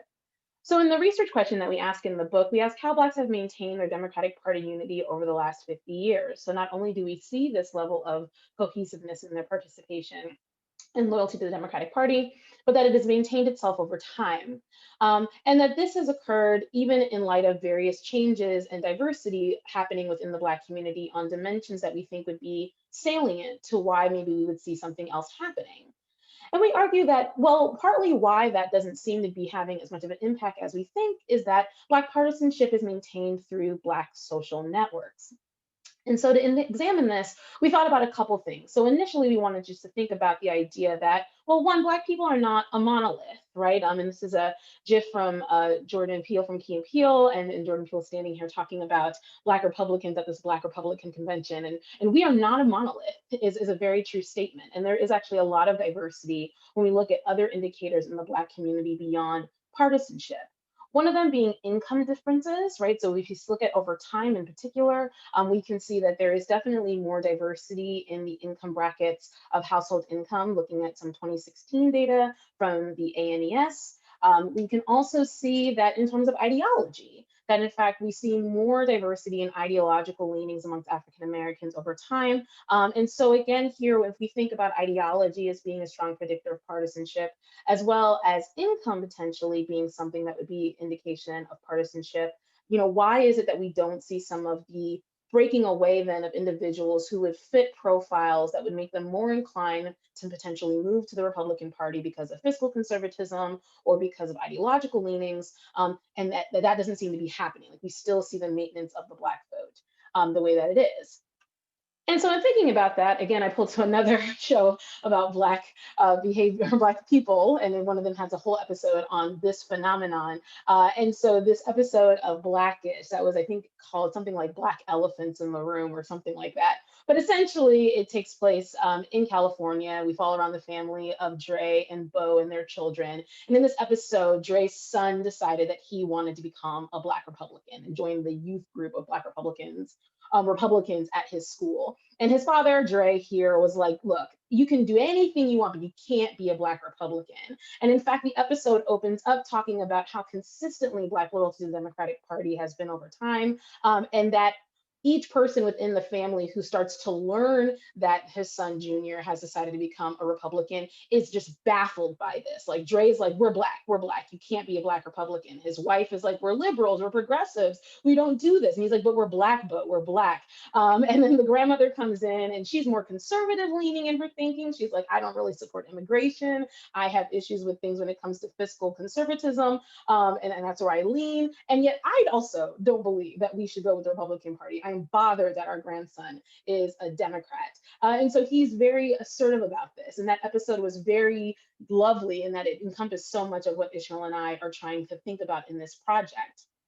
And so if we just look at Democratic presidential vote share over time, again, looking at cumulative data from the ANES, we can see here again that consistently we see Democratic presidential vote share by race and African Americans relative to whites, consistently maintaining this strong loyalty to that the person who is the nominee, as well, and the candidate, as well as a percentage of people who self-identify as Democrats within the 80 to 90% range at times, and it kind of varying over time, but still, again, incredibly high and pretty much almost always over about 80%. Right? So this is something that, again, the maintenance of this is pretty clear. And here again, if we go back to the AP vocast data, we can see, again, here, similar data to what I just showed in those graphs of the 90% of individuals voting for Joe Biden in this case. And so we argue that this is a process of racialized social constraint. And so the book basically spends its time developing not only the theoretical framework of this, but showing evidence of what we argue, which is we believe that there is a social constraint, which is a process that enforces this norm of Black political behavior. And it includes a well-defined, racially specific social reward and penalties that get utilized, right, as a way to compel compliance with these group-based expectations. So essentially, the group expects and has an expectation of being supportive of the Democratic Party. This norm is very well known, and I'll talk a little bit how we kind of define our theory framework on this. And so this norm is well known, and as a consequence, this serves as an important way in which people not only define who they are as Black individuals, but also how one is going to engage politically, and that it's maintained through a social process of rewards and penalties. And so when we think about this, we broke it out into 4 different components in our theory. And the first is we argue that there needs to be an existence of a well-defined norm of Black political behavior. We then also argue within the theory, the behavior that needs to be either public or verifiable, right?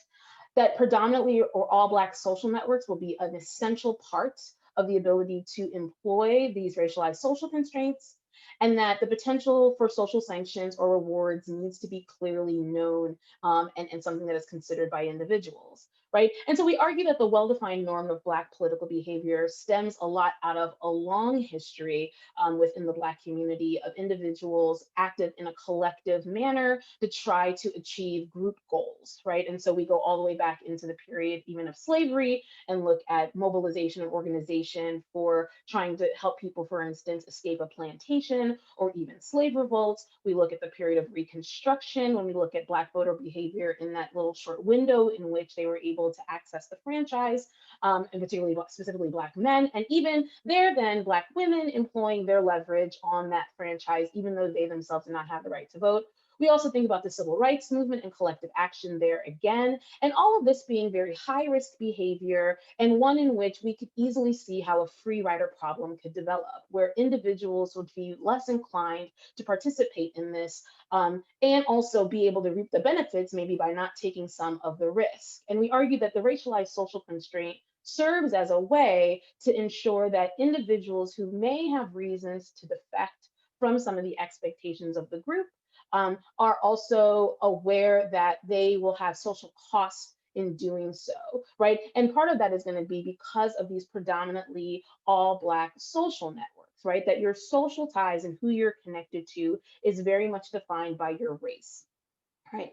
And a lot of that is built, turns out in the data. And so we looked at a number of different things, and we even collected some of our own data, but just looking at the 2013 PRII American Values Survey, when people report the racial composition of their social networks, not only do white and Black individuals both tend to report social networks that are fairly racially homogenous, but when you think about the Black social network, because of the Democratic Party norm, more than likely, if you are friends with other Black people, they are also Democrats, and they are also aware of the norm and the expectation of being Democrat, and they are also aware that the community holds a value to it, that if one is to defect from said expectation, that this would be seen as a problem for the group.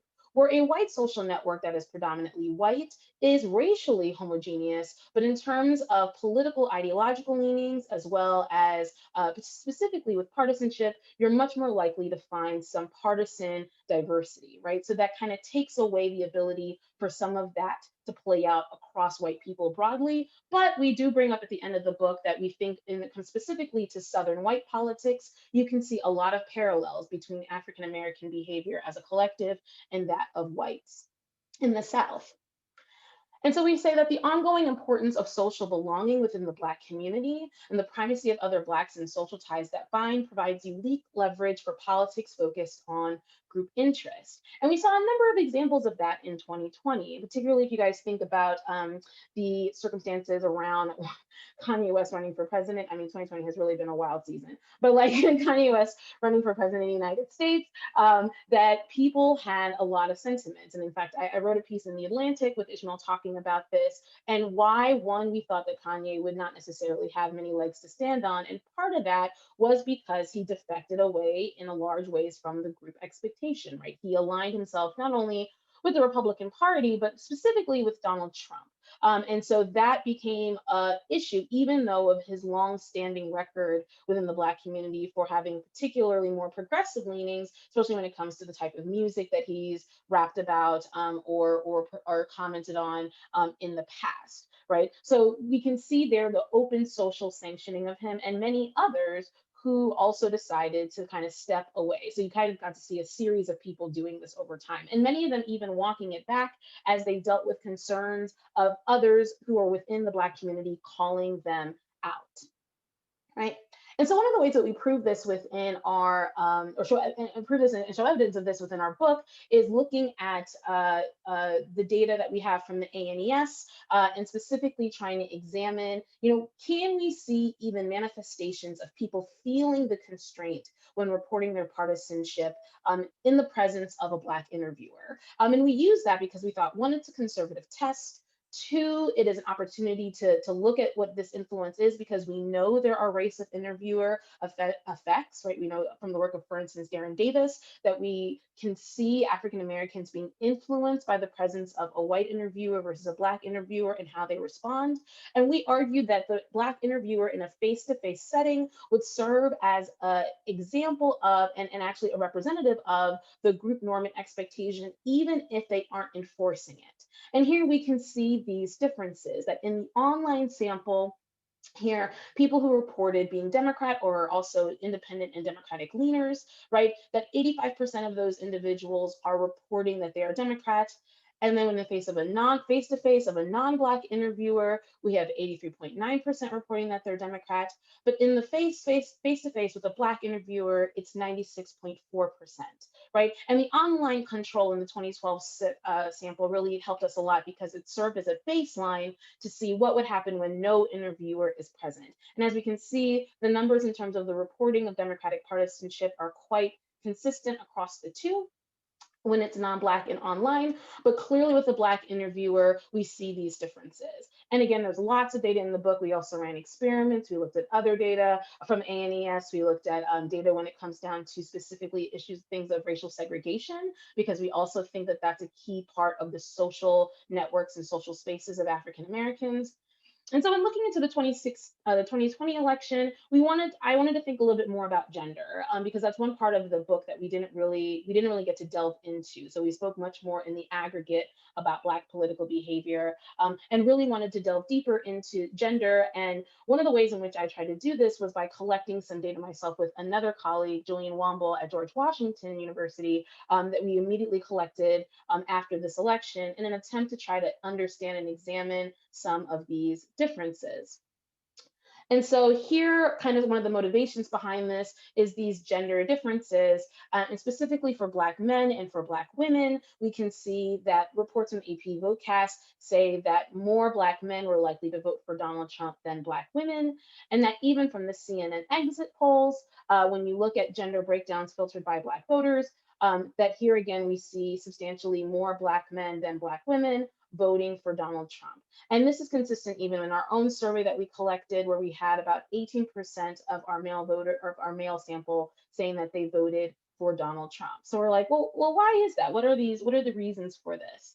Well, one thing I want to think about is women of color have been thought about as being a very important part of the Democratic Party's power, right? That they are serving as a lot of the base of the Democratic Party, and particularly Black women. So I just have this quote here from the Center of American Progress that says women of color also played a central role in engaging with individuals and others to participate, and these factors suggest that women of color voters will play a critical role in upcoming elections, right? So that we really need to think about their behavior.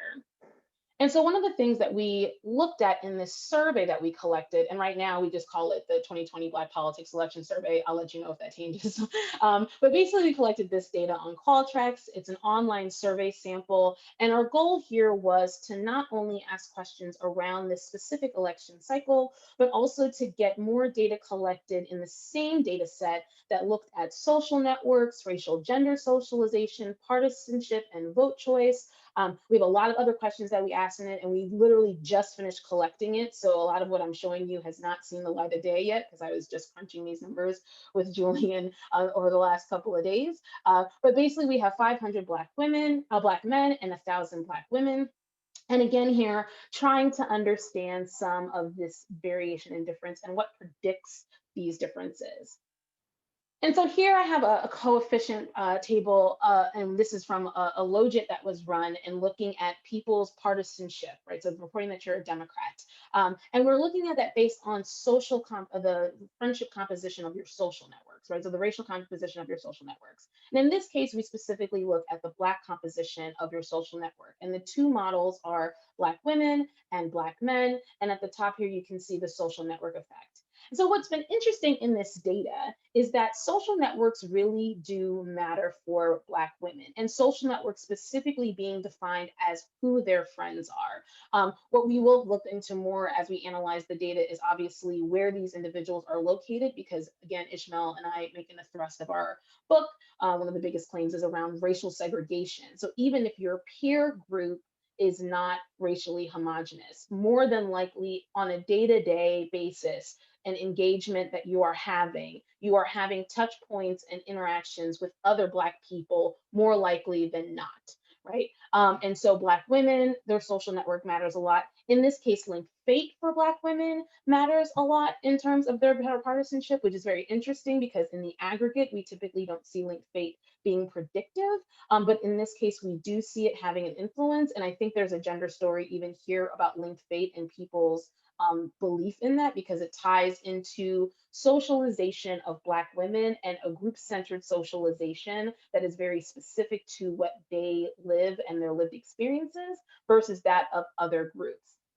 We also see here ideology mattering here as well for Democratic partisanship reporting, as well as the financial situation that one finds themselves in. But for Black men, and we'll see this repeatedly in the tables that I show, identity salience, essentially how important is being Black to you being an important predictor of Democratic partisanship. And I think that's a very interesting thing to see, because for African Americans, and similar to the GIF I showed earlier of Dre from Blackish, to be Black is essentially to be a Democrat, right? And so it would make sense then that if social networks maybe aren't doing work of your friend groups for Black men, that identity salience would, because in many ways, partisanship and racial identity are capturing very similar things. We also look at the white composition of a social network. And in this case, again, people who report that they have white friends in their social network, what we find is that for Black women, there is a negative relationship. So if there are white friends in your social network, you're less likely to support the Democratic Party, and that is statistically significant. For Black men, we also see a negative relationship, but that is not statistically significant. And we also see identity salience, again, here being very important for Black men, as well as some of the traditional variables that we would consider in these situations as well, which is liberal and conservative ideology, as well as financial situations that people are finding themselves in, right? So the better off your financial situation, the less likely you are to support the Democratic Party. And I also broke it out to look at Black women and Black women comprising your social networks, because again, here, there is an underlying thinking with this. And again, we're trying to really do the analysis and the data to support, to find if we have support for the theory that we're putting forth, but that Black women in particular seem to embody something very unique in their socialization and how it frames their political lens, that would then be important for how many of them are comprising of your social network. And here again, having Black women in your social network for Black women is a significant predictor of Democratic partisanship. Not the same here necessarily for Black men in terms of statistical significance, but definitely in the direction that we would be expecting. And also identity salience, again, here being a large factor, as well as, again, ideology. And then finally, we look at vote choice for Joe Biden, right? And so there to make a distinction, right, between partisanship and also now the vote choice. And here again, for Black women, the social network does a lot of work, as well as being a Democrat and being liberal. But for Black men, being a Democrat, obviously predictive, but identity salience being the main thing. And again, the directionality of social network is here, but just not statistically significant. When we look at white composition, again, here the relationship being one that is negative. So the more white friends you have, the less likely you were to vote for Joe Biden. Partisanship being significant, ideology for Black women being liberal, and identity salience for men. But what I also think is an interesting thing here is that for Black men, what we were finding in the data is essentially having a social network of Black or white friends didn't seem to matter for Black men and their partisanship. It all seems to be a lot of it more so being driven in large part by some of our traditional measures and identity salience, which means to say that white people in the social networks of Black men do not have this negative relationship for Black men, which I think probably speaks to also the other social ties that Black men have that are with other Black individuals. And then finally, when we look at Black women, again here, Black women being an important part of the predictive of vote for Joe Biden, as well as partisanship. And again, here we see identity salience in addition to being a Democrat for Black men. So overall, we just think that this data is already giving us some very interesting insights into why we see this gender split. And it also speaks in large parts of the theory that put forth by Ishmael and I, but it also provides some expansion on more detail and more nuance to exactly how it's operating when we look specifically at the touch points of individuals in their friend networks and how that racial composition matters to how they vote. So at this point, I'm ready to take questions. So thank you for having me. Thanks, Cheryl. Please let me know. Best use of GIFs today. You've increased our ratio a lot, which we really appreciate. If you have questions for Cheryl, please enter them in the Q&A and we'll either try to ask her live or allow her to type responses. And if you want to unshare your slides as well. Sure. One thing I noticed in the slides you presented from the exit polls was that the gender difference between Black men and Black women was sort of repeated or mimicked among Hispanic men and Hispanic women. The story there is probably different. Obviously, the levels of support for the Democratic Party are lower among Hispanics than among Blacks. But I wonder whether you would expect a kind of your theory to apply in a similar way for Hispanic men and women, about friend networks, about identity, and about liberalism, or whether you think it's really something unique to African Americans that doesn't carry over to other race or ethnicity minority groups. So I think that there is something to be said for Latina and Latino men and Latino women, as well as even, I mean, if we think about even the Asian community, right? Because I think we see some similar things going on there as well. And I think broadly for women of color, there is something to be thought about with the socialization that they're experiencing. I think for the Latino community, though, it gets a little bit more complicated. And I've even heard debates amongst various scholars who do Latino politics about, can we even talk about a Latino vote? Is there a Latinidad to speak of as a group in a cohesive manner? But I think there's something to be said about what it means to be a woman of color in America, and how people view what that means. And I also think women of color often are participating in their politics with a group-centered focus.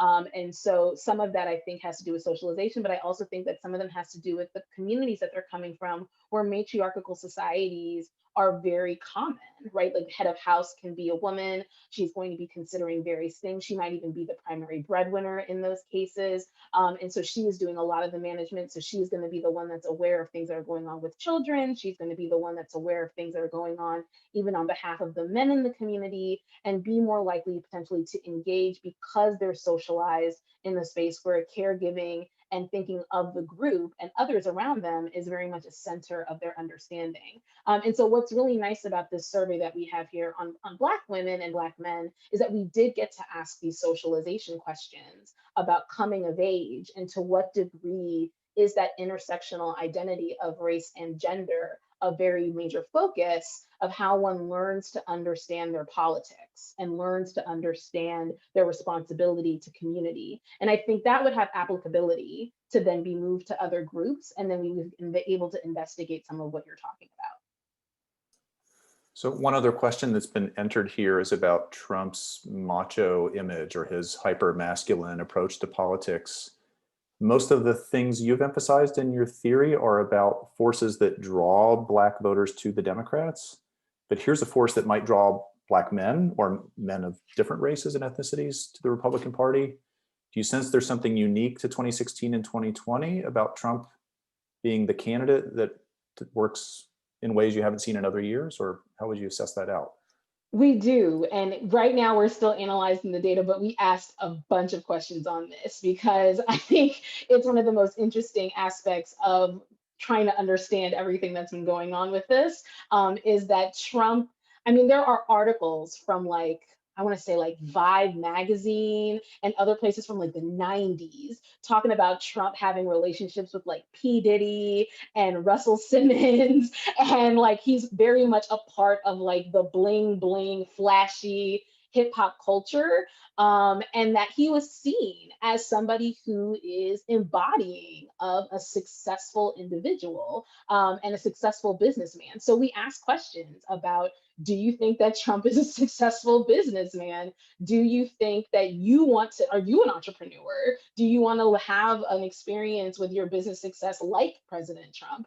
And what we have seen so far is that there are gender differences, that Black men tend to be ones to identify him as a successful businessman more so than Black women, and have more of an affinity towards particularly things around finances and money, and putting money as a primary decision in how they understand their politics more so than women, which is also consistent with things that Ishmael and I found in our APSR piece, as well as in the book, which is that people who put money as an important part of how they think about their not only their understanding of their own economics, right, but that ties into their political behavior, that if you put money over your social relationships, you're more likely to be somebody who would defect away from the norm. So I think Trump presents this very interesting thing that I don't believe would be replicable necessarily with any other Republican candidate, because of this prior history that he's had, and one that, outside of the issues around the Central Park Five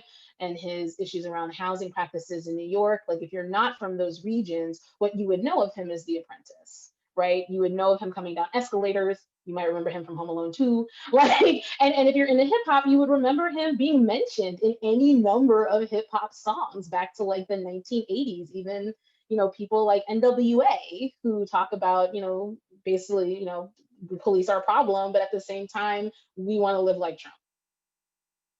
So interesting.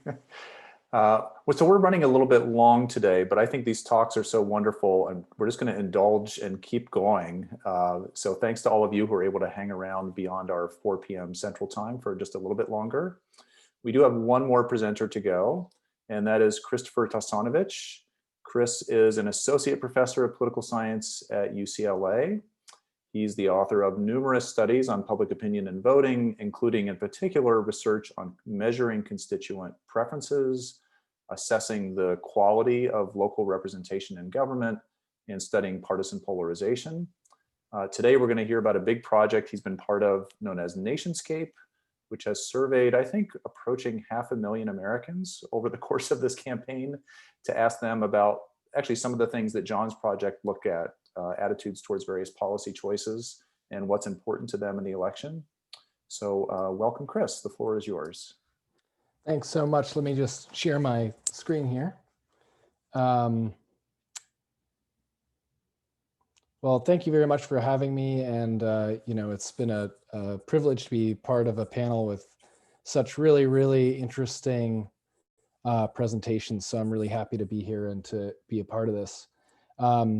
Today, I want to talk about a specific slice of this really big survey project that I've been working on, and that is talking about people's policy priorities over the past year that we've been in the field.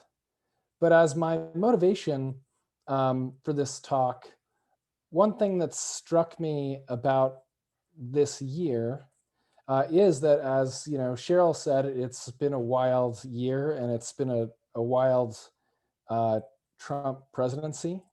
It's a very unusual time in politics. I think it's fair to say that Trump, you know, is one of the most unusual political figures of the modern era.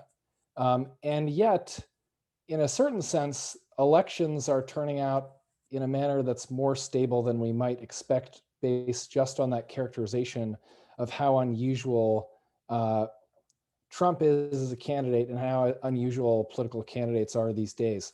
So this is a graph mostly taken from the American National Election Studies, with the exception of the 2020 number, which shows for each presidential election, what's the proportion of people who say that they voted for the Democrat in the previous presidential election, who are now saying that they either voted for or intend to vote for the Republicans. So that's the red line here. And then the blue line is those who say that in the previous presidential election, they voted for the Republican, and that in this election, they either intend to or did vote for the Democrat.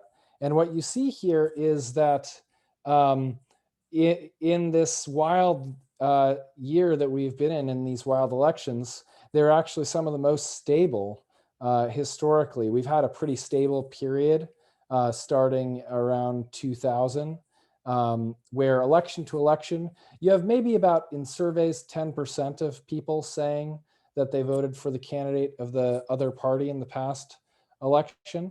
But that hasn't been changing very much. And 2016 and 2020 weren't particularly remarkable years in that sense. So there's a lot of folks, say in 2016, who thought that Trump was kind of recasting the Republican Party, changing the priorities, changing the brand of the Republican Party, and that therefore we might expect to see more churn than usual. And in fact, we saw pretty much the usual amount of churn for recently. And 2020 was the same, despite not only, you know, the strange political climate and Trump as a candidate, but the pandemic that we went through and all of the other events. And so how do we think about this stability? Well, often stability in American politics has been used to make the argument that people are kind of blindly attached to their party, although I think that the history of instability in some elections sort of pushes against that. what I'm gonna argue here is that we have at least some suggestive evidence that issues matter, that people actually like the party that they're voting for.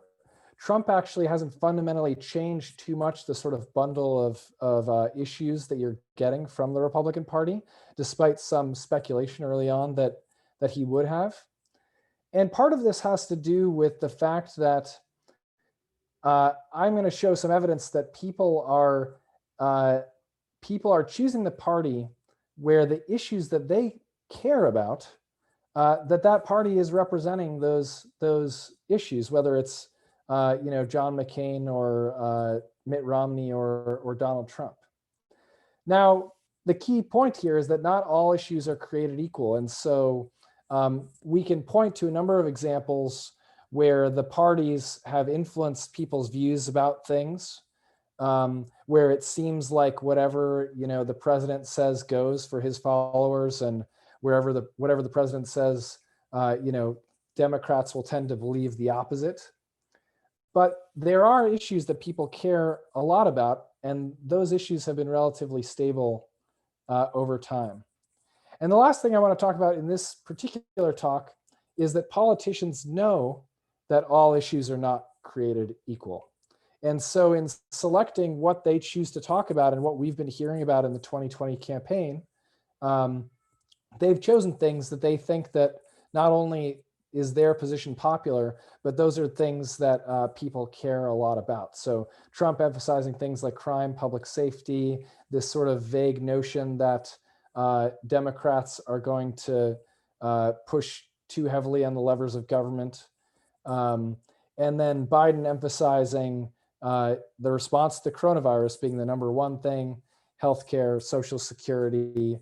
There's one thing I don't want to say in this talk is that issues are sort of the only thing that matters, right? Obviously, there's a lot of campaign dialogue here about the personal qualities of the candidates and so on and so forth, but that this might be somewhere we would look as this source of stability over elections, even when those elections are pretty unusual. So in order to make this case, I'm going to have a measure of what people care about, and that's a lot of what this is about. But this measure is coming from this big survey project that Barry mentioned, Nationscape, that I've been running. In this project, we will have, by the end of the calendar year, interviewed over 500,000 people, asking all sorts of questions, including the questions that I'm going to talk about for most of this talk. We have pretty good representativeness across the entire nation. This is an online survey, and so I could give an entire talk about some of the issues around that and representativeness that people have been quite sensibly raising. We've done all sorts of things to assess the representativeness of this project, and so I could definitely talk about that. We, like other surveys, overestimated Biden's vote share by about 4% at the end of the day.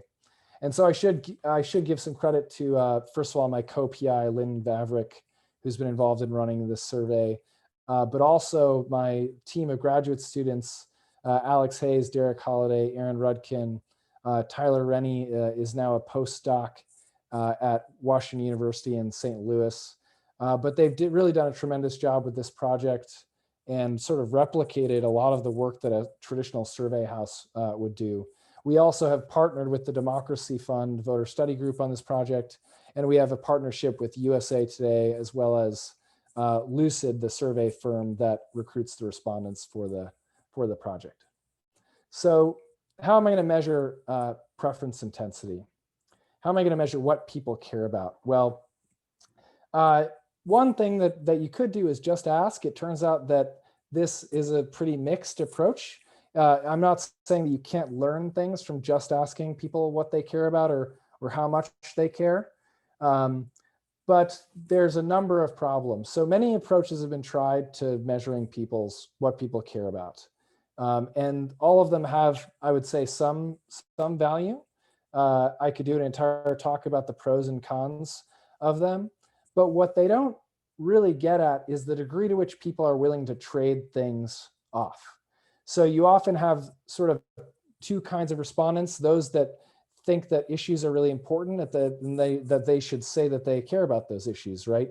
If you ask me about the economy, I say, well, I know that the economy is important, and that as a smart person, I should be saying, that the economy is important, and so that's what I'm going to say.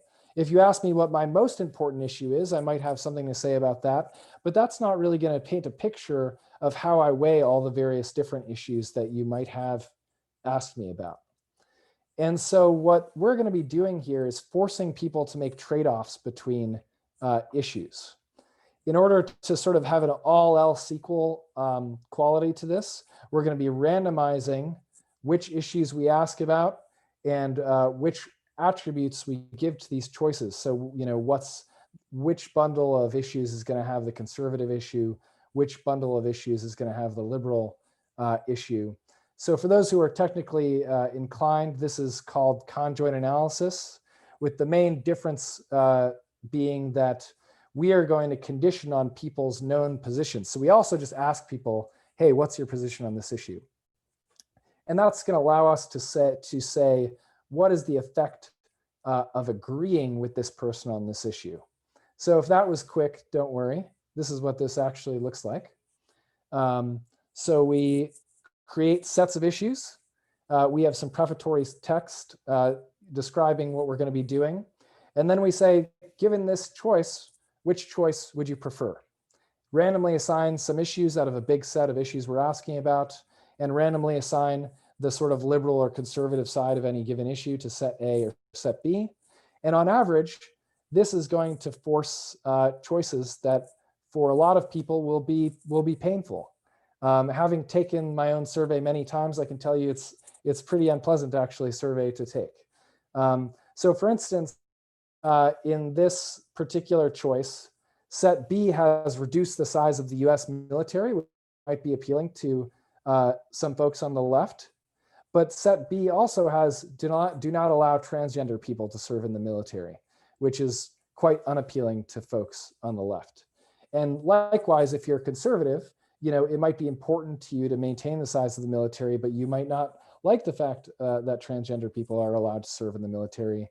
And so this is going to be a test of which one of those things is going to drive your decision making. I won't dwell too much on different examples of what this could look like, but here's just one more. So for instance, here, set A includes provide government-run health insurance to all Americans, long-standing priority for folks on the left. But it also has do not create a path to citizenship for undocumented immigrants brought here as children. And so that's a trade-off. Whether you're on the left or the right, that's going to tell us something about which of these things matters more to you. Your position on this health insurance question, or your position on what's often called the dreamers question of what to do about folks who were brought here when they were kids. So from that, we can actually quantify how much people care about these things in the following manner. We can look at how often essentially different sets are chosen.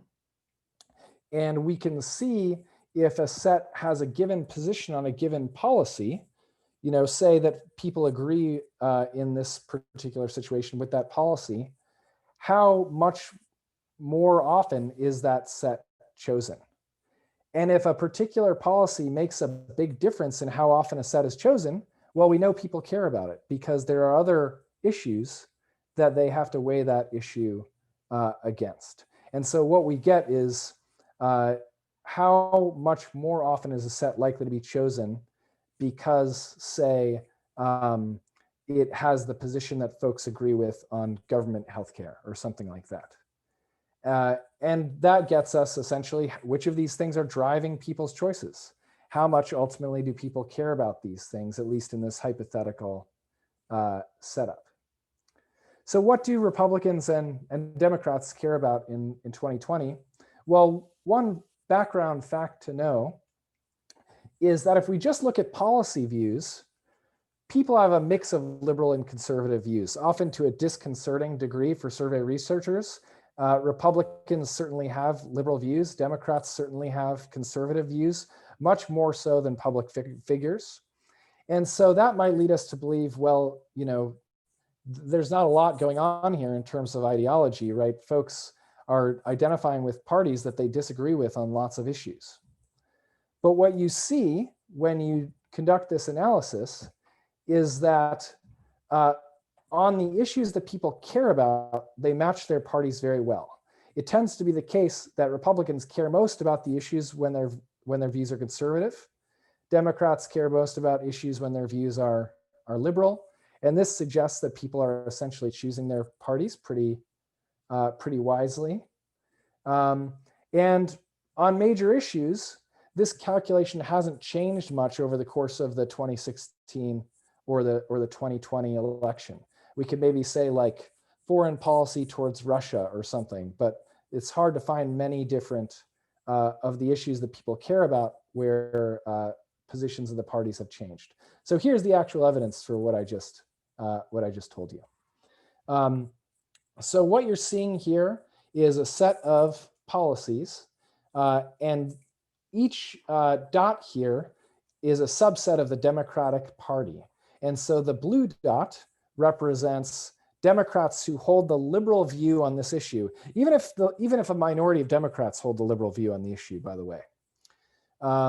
And being farther to the right means that this group cares more about their view on this issue.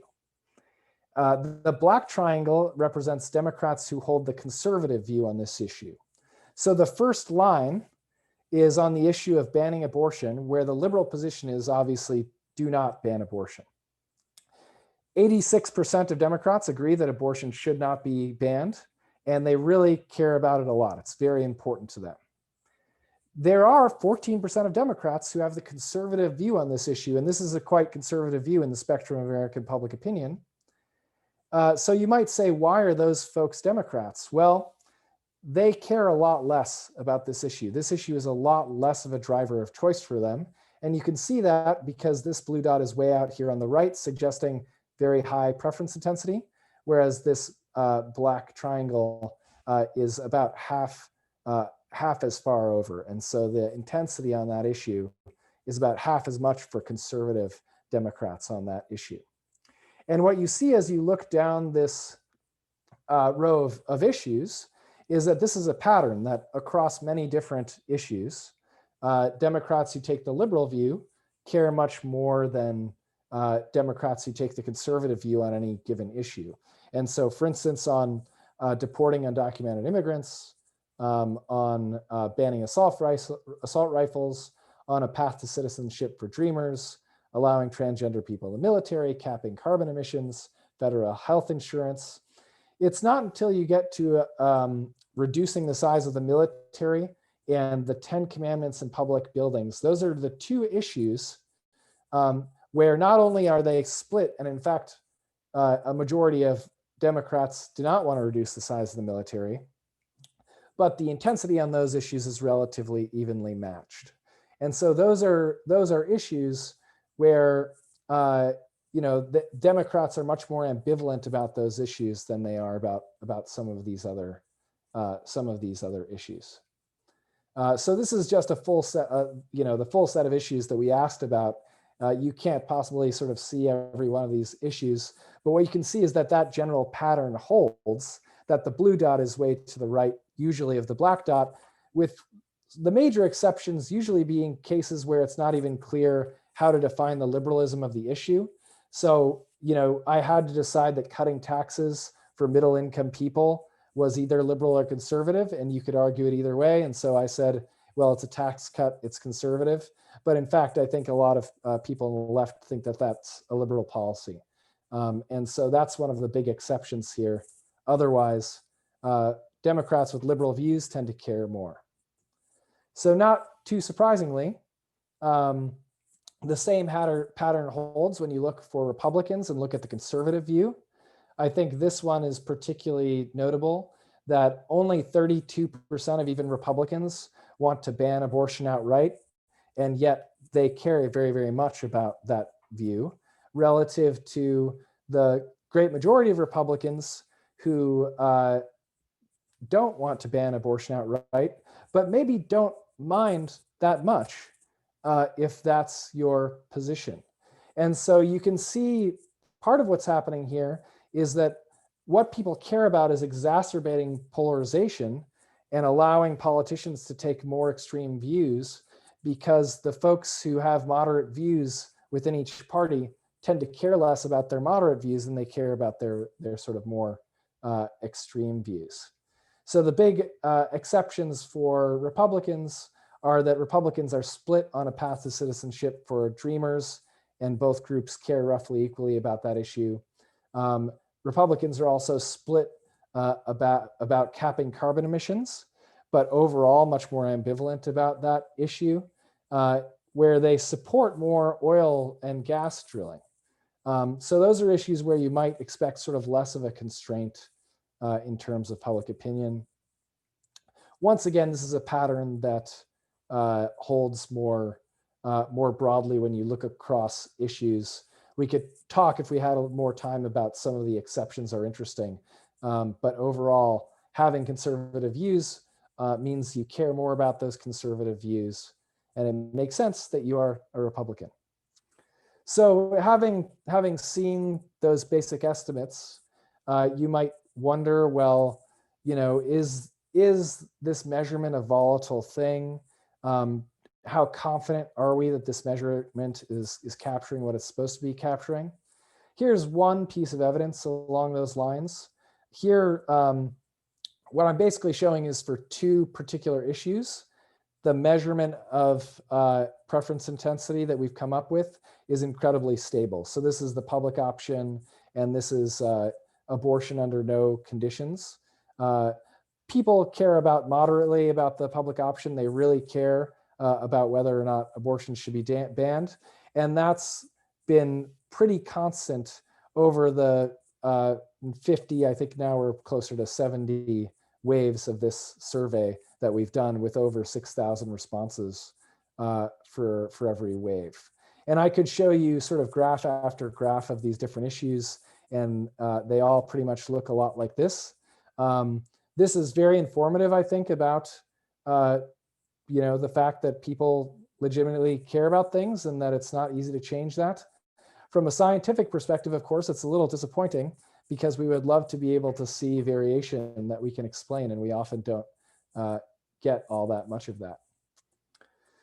So I think I'm pretty much at time as it is here, but I'll just very briefly talk about politicians picking issues.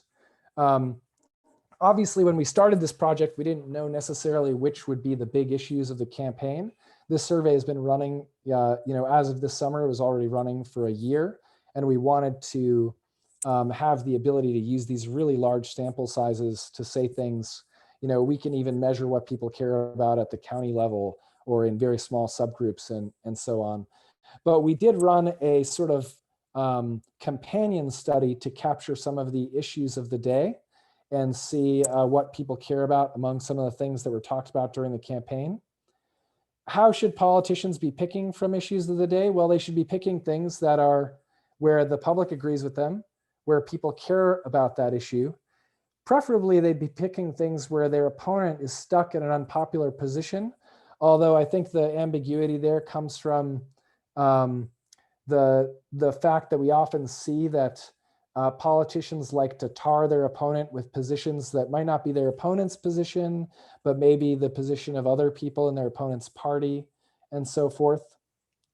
And one thing that I think is worth considering is whether or not, how much the politician themselves, what they say is signaling how much they care about the issue, is sort of a whole other level of complication that we could add here.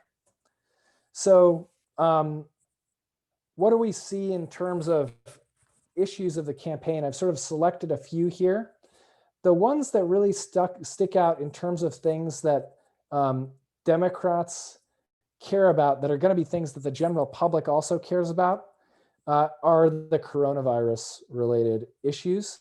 Democrats also really care about health insurance. They definitely don't want to build a wall on the southern border. But those things aren't as sort of as broadly popular or cared about as the coronavirus items, particularly stimulus for the coronavirus. For Republicans, overwhelmingly, the thing that sticks out is defunding the police.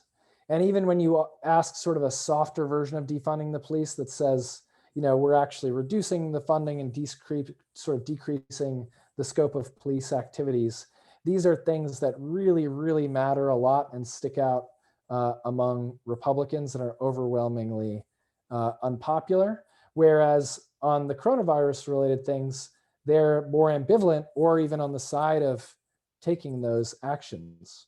And so it makes sense that Joe Biden would emphasize the coronavirus quite a lot. Likewise, when it comes to defunding the police or decreasing the scope of the police, those are things that Democrats are pretty ambivalent about. A lot of Democrats don't like those policies. And so it makes sense that that's something that would work for Trump as something that would appeal to his base very strongly, but that would also appeal to the overall electorate. And so if you look here, I'm just looking at the overall electorate and their liberal and conservative views. There's quite a lot of support for dealing with the economic effects of the coronavirus, and there's very little support for decreasing the police, defunding the police. And so this is at least some corroboration that this is something that politicians are kind of thinking about when they're picking issues. So understanding, I would argue, what people care about is pretty vital for understanding politics. The stability that we've seen at least seems to coincide with people sticking to the things that they care about in making vote choices. On the margin, of course, lots of things can matter. I'm not arguing at all that these are things that these things matter to the exclusion of other things. And it looks like Trump and Biden both chose issues that they thought were likely to drive choices because they were things that people cared about and where they thought that their position was going to be the more popular one. So I'll stop there and take questions for those who are still around. Thanks, Chris. I'm curious about that last point on the candidates picking issues and maybe voters picking issues in a way that seems sensible. You have some issues where there's great polarization and others where it's pretty muddied. And I wonder if the apparent polarization we see is really a result of the agenda. So what issues are getting attention? If this campaign was instead about cap and trade and the estate tax and some of the others where you show a kind of mix of intensities, would that result in less polarization, less partisan animosity, or would people begin to sort themselves out on those issues as well? Are they simply not sorted out because they're not talked about, or are these genuinely places where Republicans and Democrats have some common ground?